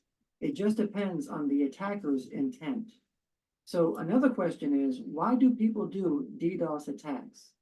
DDoS attacks can happen for several different reasons. For example, it could be for financial reasons, and the attacker is DDoSing a competitor in the marketplace. It could also be for maybe political reasons. Maybe they don't like the targeted organization's beliefs. Or it could also be that maybe the attacker is just doing it for fun. That's DDoS attacks for you. Any questions about DDoS?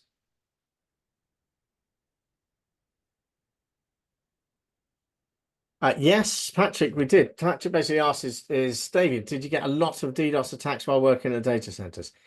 Yes, you will get DDoS attacks quite currently. And the firewall stroke anti-DDoS systems out there are really quite complicated. And they are normally able to mitigate these particular circumstances.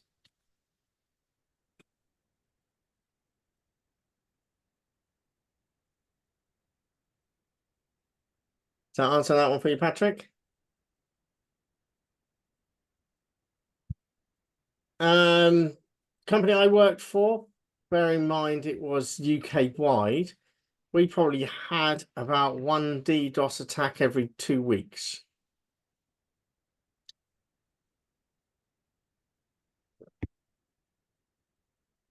Bear in mind it was sort of a hosting company, so we had thousands of different companies basically on our sites.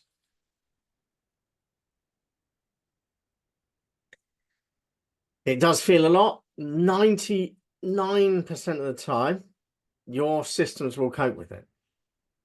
Your antivirus systems, your anti-DDoS attack routines will manage to deflect it. You will get a little bump because you will always feel it. And that's normally when you know when it's a DDoS attack, when you feel that little bump happening.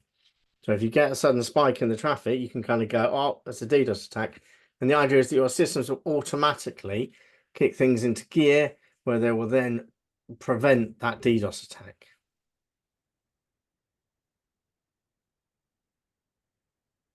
Yeah, definitely, Victor. Victor basically says you can bet Amazon, Netflix, and other people like that will constantly get DDoS attacks. Yes, it is very common. And it's all about how complicated the DDoS attack is against how complicated our defense is against those DDoS attacks.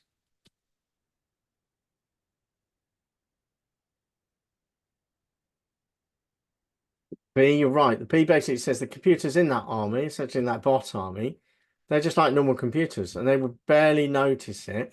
What they will notice is potentially if my machine is being used for a DDoS attack, the DDoS attack is attempting to use an awful lot more of my network traffic. So my network traffic will spike, which then essentially means that if I'm trying to stream a video or trying to see something like that, that my video quality will be reduced because a lot of the power is basically being used in that DDoS attack. False positives, yes, you always get some false positives, Yinka. But the benefit with with hitting false positives is your mitigation circumstances are not to shut the system down. Your mitigation system is basically to divert the traffic. Now, a lot of the time, DDoS attacks aren't valid requests, so they aren't really valid. For example, if it's a form that basically it's attacking, or a website that has a form that's attacking, a lot of the DDoS attacks don't fill out that form properly.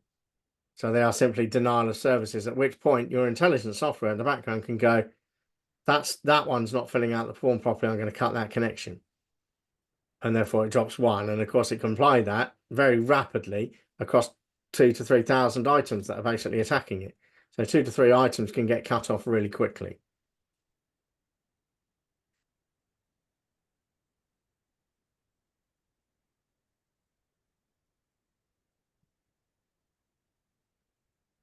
Victor, that's an interesting way of looking at it. Basically, if you get a job as cybersecurity expert in any form, in any company, yes, you are literally going to war. It's you against the hackers, for want of a better word. And you see this in all the movies and the team and the films and things. It's not as dramatic as that. It's not two people sat on keyboards typing away furiously trying to de-hack the other person's code or anything like that. A lot of it is through mitigation circumstances, intelligent stuff you're doing with your firewall and anti-DDoS programs.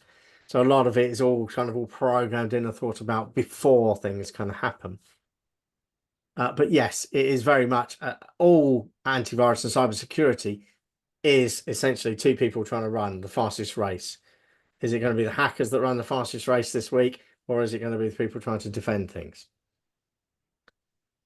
And indeed, we talk about that in the next video. Okay, we're going to have a little whiz through a 0-day attack. We may have multiple layers of defenses in place, including antivirus or anti-malware software, both on hosts and servers. We may have next generation firewalls with application layer inspection, looking for and filtering out malware. However, these devices and systems, they could miss an attack because the attack, as of the time it's used, maybe not yet known to the vendor or the general public. And that could be a new attack method, new malware, or a combination of both. And this is referred to as a 0-day attack. And a lot of times it's helpful to use the internet as a resource tool and also third-party products and vendors that are collecting. Like if we have an antivirus or anti-malware company that has thousands or hundreds of thousands of devices listening to the network, looking for malware and viruses and so forth, and then reporting it, it'd be awesome to leverage some of that. And part of that is proprietary, and then part of that is open source intelligence. This website, which is talosintelligence.com, is from Cisco Systems. It is their cloud intelligence arm that they integrate in many of their products. They're just one of the vendors that do it. Checkpoint does it, Palo Alto does it, and other companies do it as well. But one of the features they have here under vulnerability information is they've got options for 0-day vulnerabilities. And that way it's a place that you go to learn more about 0-day or brand new vulnerabilities that are hot off the press. And if we scroll down a little bit, I'm definitely make this a little bit bigger. And if we scroll down a bit and click on view all 0-day reports. So here it has 0-day reports and disclosed vulnerability reports. And that's why it's so important to have defense in depth and multiple layers of security and not just rely on the attitude of, oh, it's crunchy and hard on the outside like a firewall and then soft and chewy on the inside, because so many attacks happen inside. Because once an attacker compromises the network and gets in, or does social engineering and compromises a human and gets in, they can then use that device that they compromised and pivot. And they can move laterally and find other devices to compromise and then continue the attack. So it's important to identify our vulnerabilities that we have, that we know about, put appropriate countermeasures, which often involve hot fixes or patches or devices in front of our systems that are protecting them from the incoming attacks. And that's referred to as mitigation or defending or putting a control in place to help compensate for the vulnerability. So if we can get rid of the vulnerability altogether, that's awesome, best option. But if we can't completely get rid of the vulnerability, we also might have some other type of a control like a firewall that can help defend against the vulnerability that the system or the application or the network has. So here under disclosed vulnerability reports, we just grab one. and click on it, it'll give us more details about it, including the CVE number, which stands for Common Vulnerability and Exposures. And then we can scroll down for additional information about this vulnerability. And so if we had Linux, for example, in our environment, a certain flavor of Linux running Apache and a certain flavor of that, and then there was a new vulnerability discovered, hot off the press regarding that, we'd want to take steps to put in a countermeasure to help protect that system against that vulnerability. And then eventually, when a patch is created and released, we want to apply the patch, which again reduces or removes the vulnerability on that system. So the concept of a day zero or 0-day attack is that nobody knows until after the attack occurs. And then the steps are taken to correct it. And that, again, is why having defense in depth with firewalls and intrusion prevention systems, IPS devices, both in the network and on the critical host, and also using the concept or the idea of least privilege or least access, and having those rules in place are essential. And that way the user isn't helping to propagate some vulnerability just based on, too many privileges that they currently have as they're logged in. While we're talking about users, practical end user training and verification that training is taking place and that they understand, that is also critical to keeping our environments absolutely secure. Now, okay, so what do we think about 0-day attacks? Anyone got any questions about the 0-day attacks?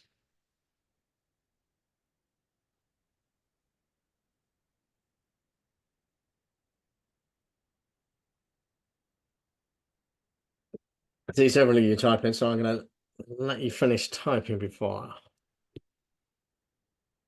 It reminds me of preventative maintenance. Okay, Victor, I'm going to have a quick comment about that. Yes, very much true. But what I think, I like this video because what he does is really exciting, and when he does it is really good. Victor, Patrick, seems like the answer to 0-day attacks is being ever vigilant. Yes, it is. Always important to be ever vigilant. Victor, preparing for what would happen. This guy does a very good, and the reason I played it is because he's very excited about 0-day attacks. He then drifts into essentially what vulnerabilities are. Okay, so you can see in this report, a 0-day attack is an attack that no one knows anything about. This is a brand new piece of hacking that's basically gone on. Someone has basically found a new backdoor, for example, into a Cisco ASA 5000. Okay, so it's brand new, so no one knows about it. Bang, and he's in. What then happens is the industry discovers about it. They then post it onto these vulnerability reports that he shows beautifully in here. And then the rest of the world becomes aware of it. Now, the next topic we drop into is vulnerability scanning, but we're kind of going to drift into it anyway. So what companies actually do is with their security operations center, they do what's known as vulnerability scanning. So your SOC, your security operations center, looks at all these vulnerability reports, reads all the vulnerability reports, digests all these vulnerability reports. Then it looks at your estate. So it looks at the servers you've got, the versions, the patches that you've got on the servers. It looks at your routers, looks at your firewalls, looks at all your switches, and indeed all the databases that you've got in the back there. And literally will go through them and go, oh, hold on, there's a vulnerability there. Talos 20201178, that refers to that server that you're running with that particular patch. That server now is flagged as a vulnerable server. And your SOC will go, we've done a vulnerability test. This server needs patching and how critical it needs patching. So your vulnerability report will come to you and go, this server needs patching critically or doesn't need patching critically, but needs looking at. This firewall needs patching and needs updating. This one needs physically changing because it's so old, it's unbelievable. So that's what the vulnerability report does. So the vulnerability will look through all the known vulnerabilities that are known in the world, which is the stuff on the right-hand side here that it's highlighted. And we'll compare it with your estate and we'll give you a beautiful report that says, this is where you potentially will get attacked through. Does that make sense for people in terms of what a vulnerability is?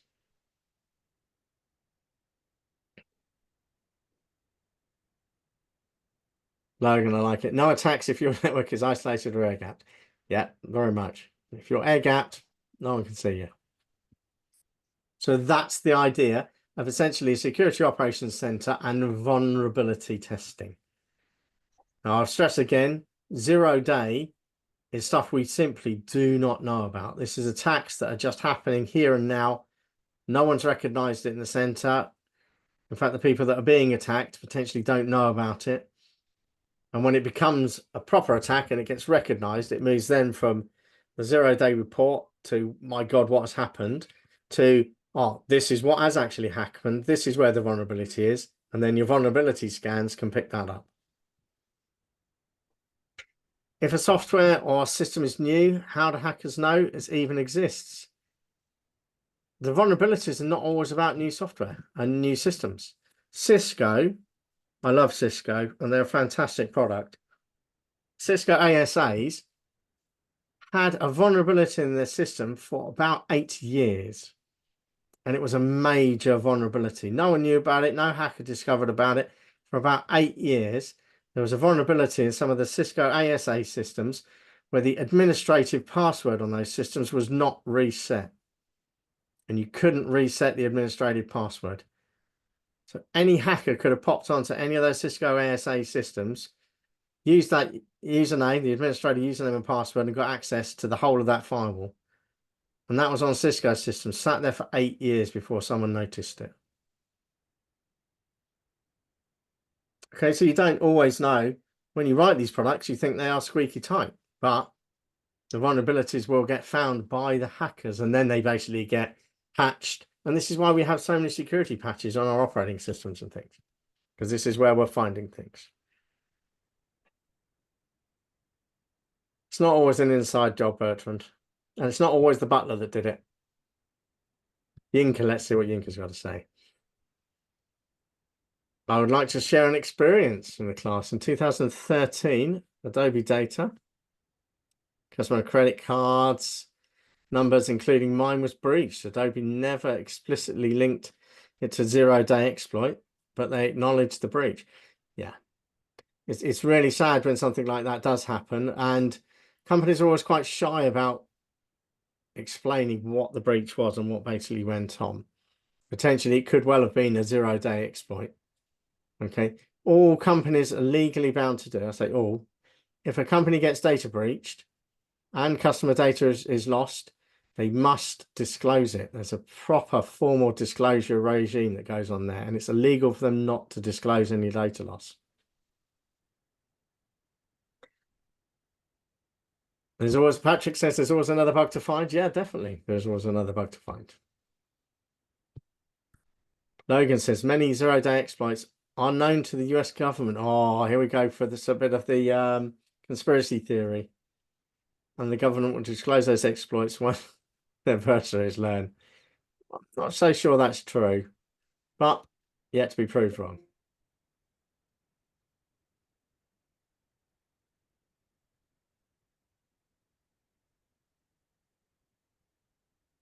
Yeah, so Yinka's posted a couple of things there about Adobe's issues that they had.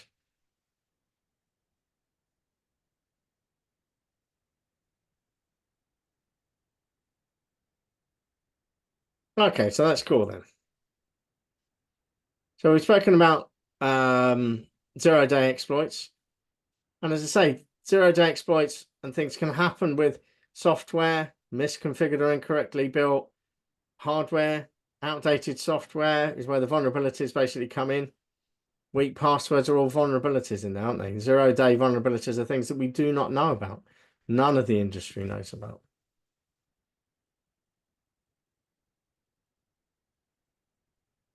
So any questions about that then? Any further questions about that? I hope you all kind of understand that bit.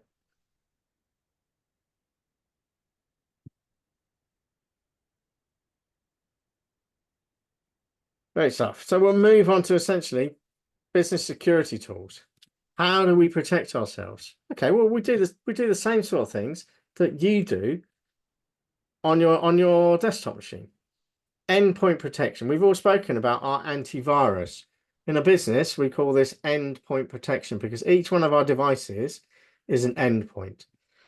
Now, within a business environment, we don't want to have one IT guy walking around to every single laptop, every single server going, yeah, I want to install this antivirus. Here's the credit card. Here's the details.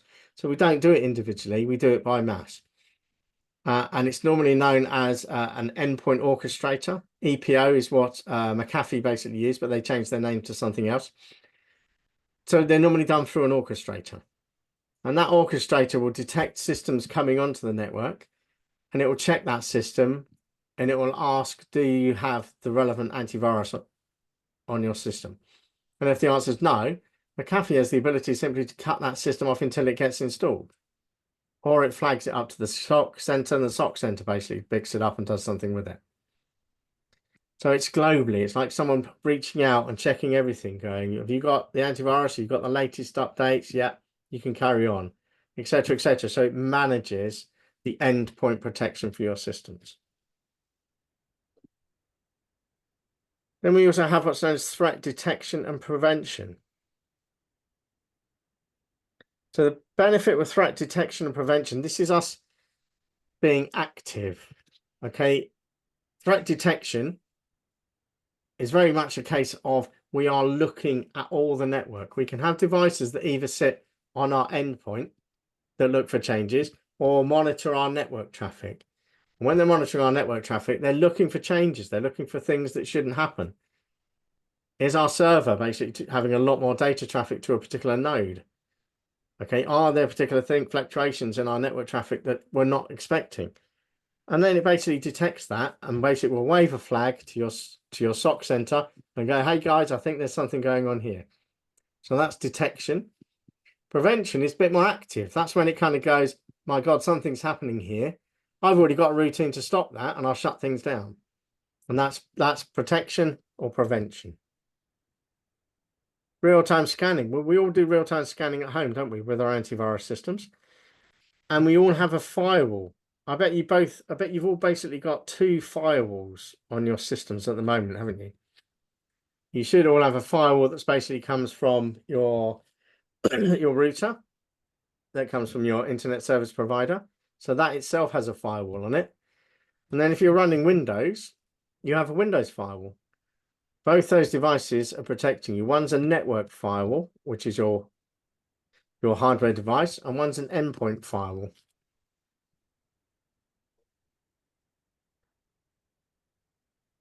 Business computer systems will also run all their email. It goes through a email and web protection. So all that stuff basically passes through virus protection systems, which are designed basically to pick out things like our phishing. They're not very good at it at times, but that's what they're designed to do. And they're designed to strip anything that could be malware from there. So any Trojans or attachments that's put onto the mail, that's what they're designed to do.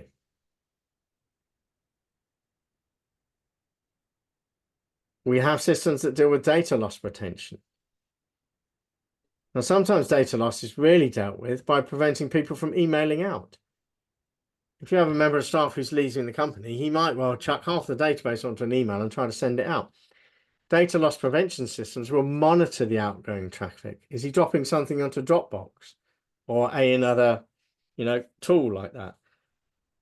And it looks at the data that's going out. And if that data is already red flagged for not going out the company, then it will block it. And that is what data loss prevention basically does. We should all be familiar with encryption. Yes, we basically all encrypt all our critical data to make sure it doesn't get attacked.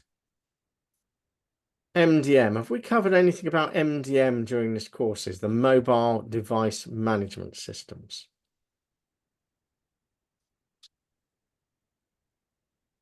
Oh, no one. Can't see anyone typing away. I could quickly cover MDM. Thumbs up if you want me to talk about MDM, or mobile device management systems. Oh, look at that. Victor.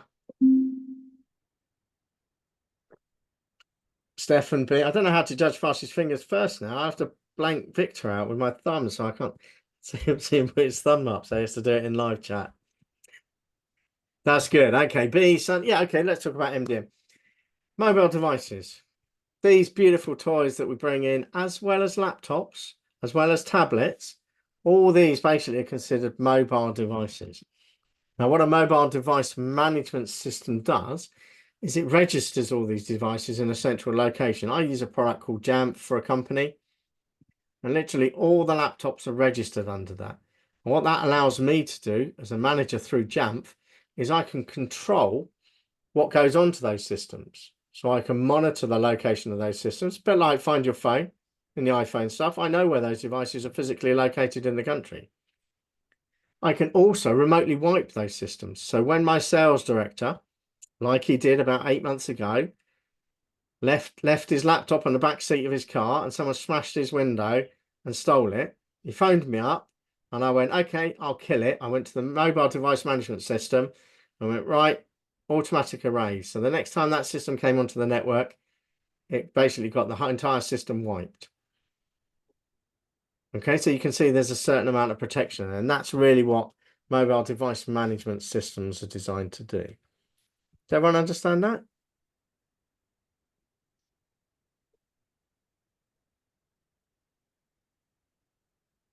Good stuff. Okay, there's a couple of items just down the bottom there. Compliance and reporting. Yes, we have constant compliance and reporting done in the security environment because we need to know what's going on. We need to know who makes changes. Who makes the changes to the antivirus system? What changes were made? Who makes changes to that firewall? When was that done? And we need reporting. And the reporting basically deals with lots of really attractive graphs that shows our vulnerability status, which devices are potentially red, which are orange, which are green, flags those up. So this all comes in beautiful graphs, pictorial methods that basically allow us to look at it in a really nice manner. And that's our reporting end of things. So we can see how well we're doing. We can see the number of DDoS attacks that happened over that year. We can see the number of attempted viruses that were basically picked up by our antivirus systems. And that gives us a nice, attractive reporting system. And as we know, hackers don't sleep, so nor should our antivirus systems. Okay, 24/7 it is.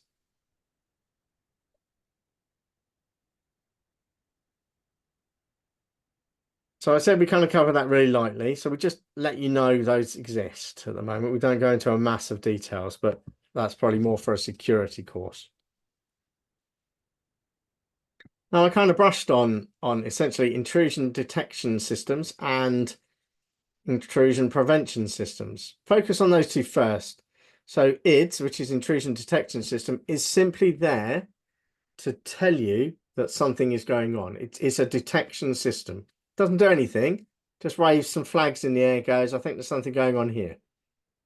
Intrusion prevention system does the same looking about, but when it sees something, it will then do something about it. Okay, so that's the two difference between the two. Now you get a H put in front of it, which makes it HIDS, which is a host intrusion detection system. And this is the difference I said. A host intrusion detection system sits on the endpoint, on the laptop, on the server. That's the host intrusion detection system. A normal IDS basically sits on the network. So it sits on the network as a device that monitors the network traffic. Doesn't sit on an individual endpoint, it's just a device itself. So that's the difference between HIDS and IDS. Wow, those are great acronyms. I love this work for acronyms, isn't it?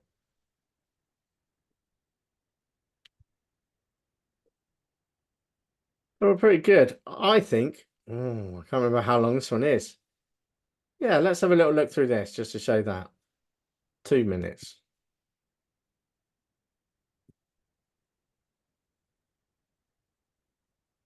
Let's say that an intrusion has occurred or is occurring. How do you know an attacker is attacking your system? That's where intrusion detection systems come in. Great way to monitor your entire network, a portion of the network, or an individual system. When it comes to intrusion detection systems, there are many different types. They generally boil down into a couple different categories. Those two different categories are network-based intrusion detection systems. The network-based IDS systems monitor a network segment.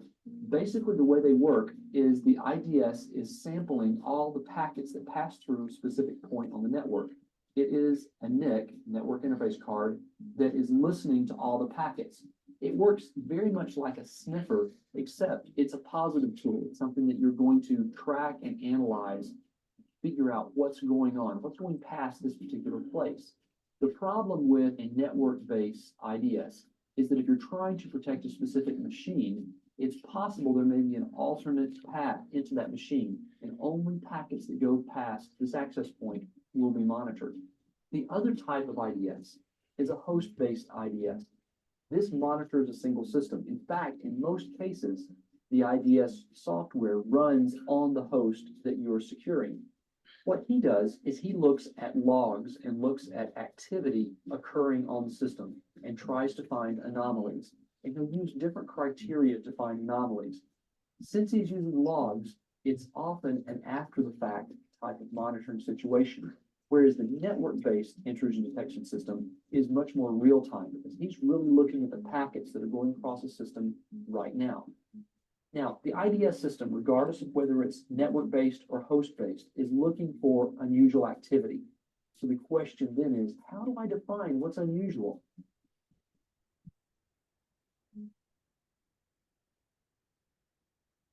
So that kind of explains where the two are basically located. So one is on the host and one basically sits on the network. Any questions about IDS and HIDS and HISs and things like that? I think we're all pretty good with that. Well done. Okay, that's magic. Okay, we've got a couple of minutes, and I think that brings us towards the end. We're now basically going to mention firewalls. Okay, firewalls come in several different flavors. Okay, there's regular firewalls which protect network zones, and how we basically use those is different. And there are next generation firewalls. I've kind of got one video that I'd like you to watch. Last video, I promise, that we're going to watch today. Hey, what's up, guys? Welcome to Certbros. In this video, we're going to be talking about firewalls, what they are, what they do, and also the difference between traditional and next-gen firewalls.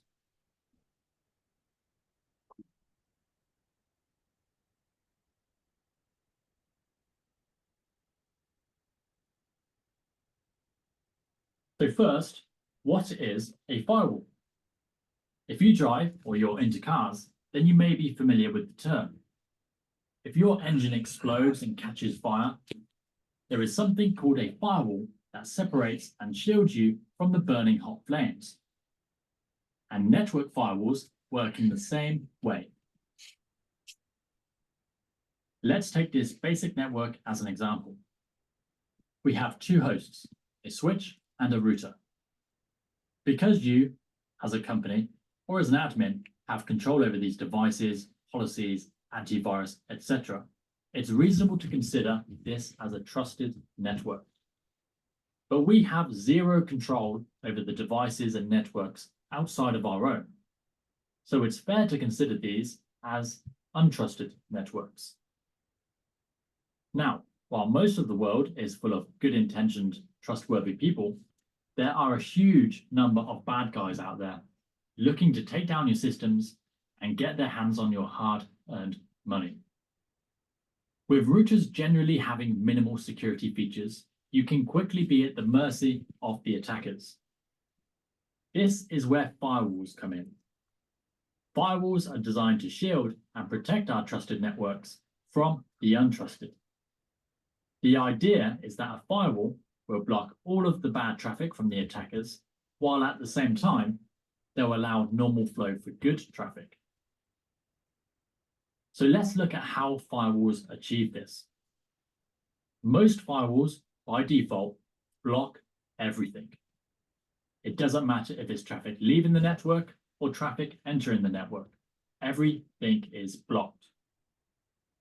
The way we allow traffic to pass the firewall without being blocked is by adding something called firewall rules.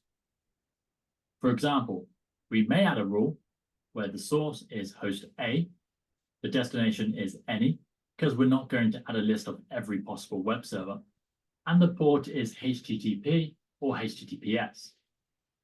And we'll set the action to allow. The exact firewall rule format will vary from vendor to vendor. Now, when host A sends traffic, the firewall will see this and think, are you from host A? Yes. Are you going to any IP address? Yes. Are you using port HTTP? Yes. Okay, you are allowed. And it lets the traffic through. If host B tries to send traffic, the firewall checks its rules, sees that there are no matching rules, and blocks the traffic. So now let's add a rule for host B. Source, host B. Destination, any. Port, this time we'll choose any port. Not a recommended rule, but it will do for the sake of the example. Action, allow. Now both host A and host B can send traffic through the firewall. So that's traffic leaving the network. But what about traffic entering the network? Well, it's a good idea to block all traffic from external sources. The only exception is in special cases where you need to open up access for, say, VPN servers, email servers, and web servers. But if you do this, they should be tightly controlled by the firewall rules. But this poses a bit of an issue for us. Let's say we request a web page. The firewall checks our rules and allows the traffic through. At some point, that web server is going to respond, right? But if the firewall doesn't allow inbound traffic, what does it do? Well, most firewalls are something called stateful firewalls. Stateful firewalls monitor active connections.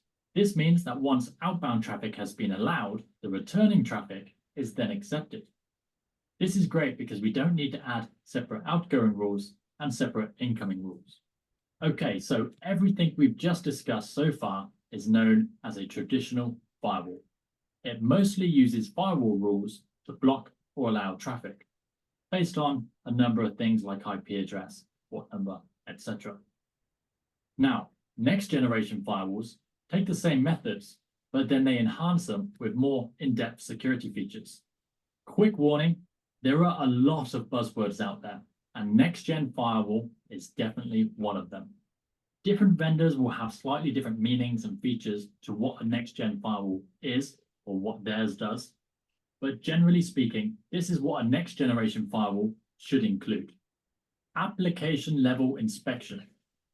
So the firewall can identify and block risky application traffic. Intrusion prevention systems, or IPS. IPS will inspect the contents of the traffic and look for patterns or signatures. It's looking for malicious or malware-related traffic. IPS can also detect anomalies and unusual traffic. External threat intelligence. Next-generation firewalls can update themselves from external threat intelligence sources. So if a brand new attack has been identified, the vendor can update the firewall's threat intelligence to be able to identify this new emerging threat. There are a huge number of features that firewalls can offer. Things like URL filtering, email scanning, data loss prevention or DLP, and the list goes on and on. Firewalls that have features like these are often known as UTMs, or Unified Threat Management. The idea is you have a single appliance that unifies all of these security features. So that is how a network firewall works. But you may have seen another type. Computers can also have software-based firewalls. For example, the Windows firewall is built in and it uses the same rule-based methods, such as port, destination, and source IP address.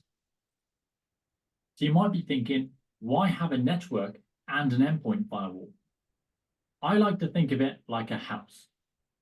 If you lock all of your internal doors, would you be happy to leave the front door wide open and let the bad guys wander your halls? Probably not. Having a firewall both on the network and the endpoint is important when creating a layered security posture. If something gets past the network firewall, the endpoint firewall is there to catch it. Also, what if the attack comes internally? The network firewall doesn't see the traffic, but the endpoint firewall does. That's it for firewalls. This video is part of our full CCNA course, which can be found in the... So that's firewalls as a description. That makes sense to everyone. Our firewall is there basically to protect us, and it comes in several different flavors, doesn't it?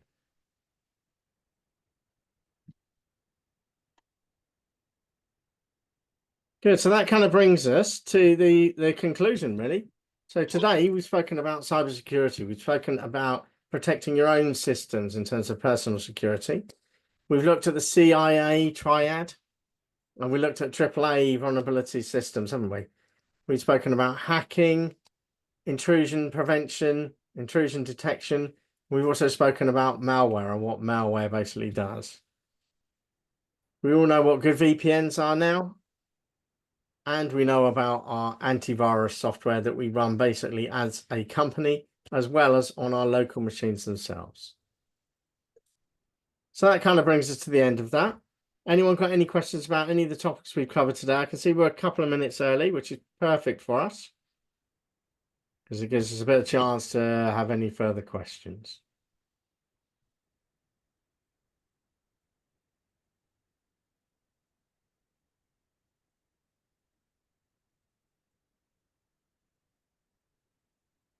I can't see anyone talking there, chatting there, basically on there. That's fantastic. Well, I hope you've all enjoyed this. I'm going to hand you back now, and we'll see if there's any further updates that we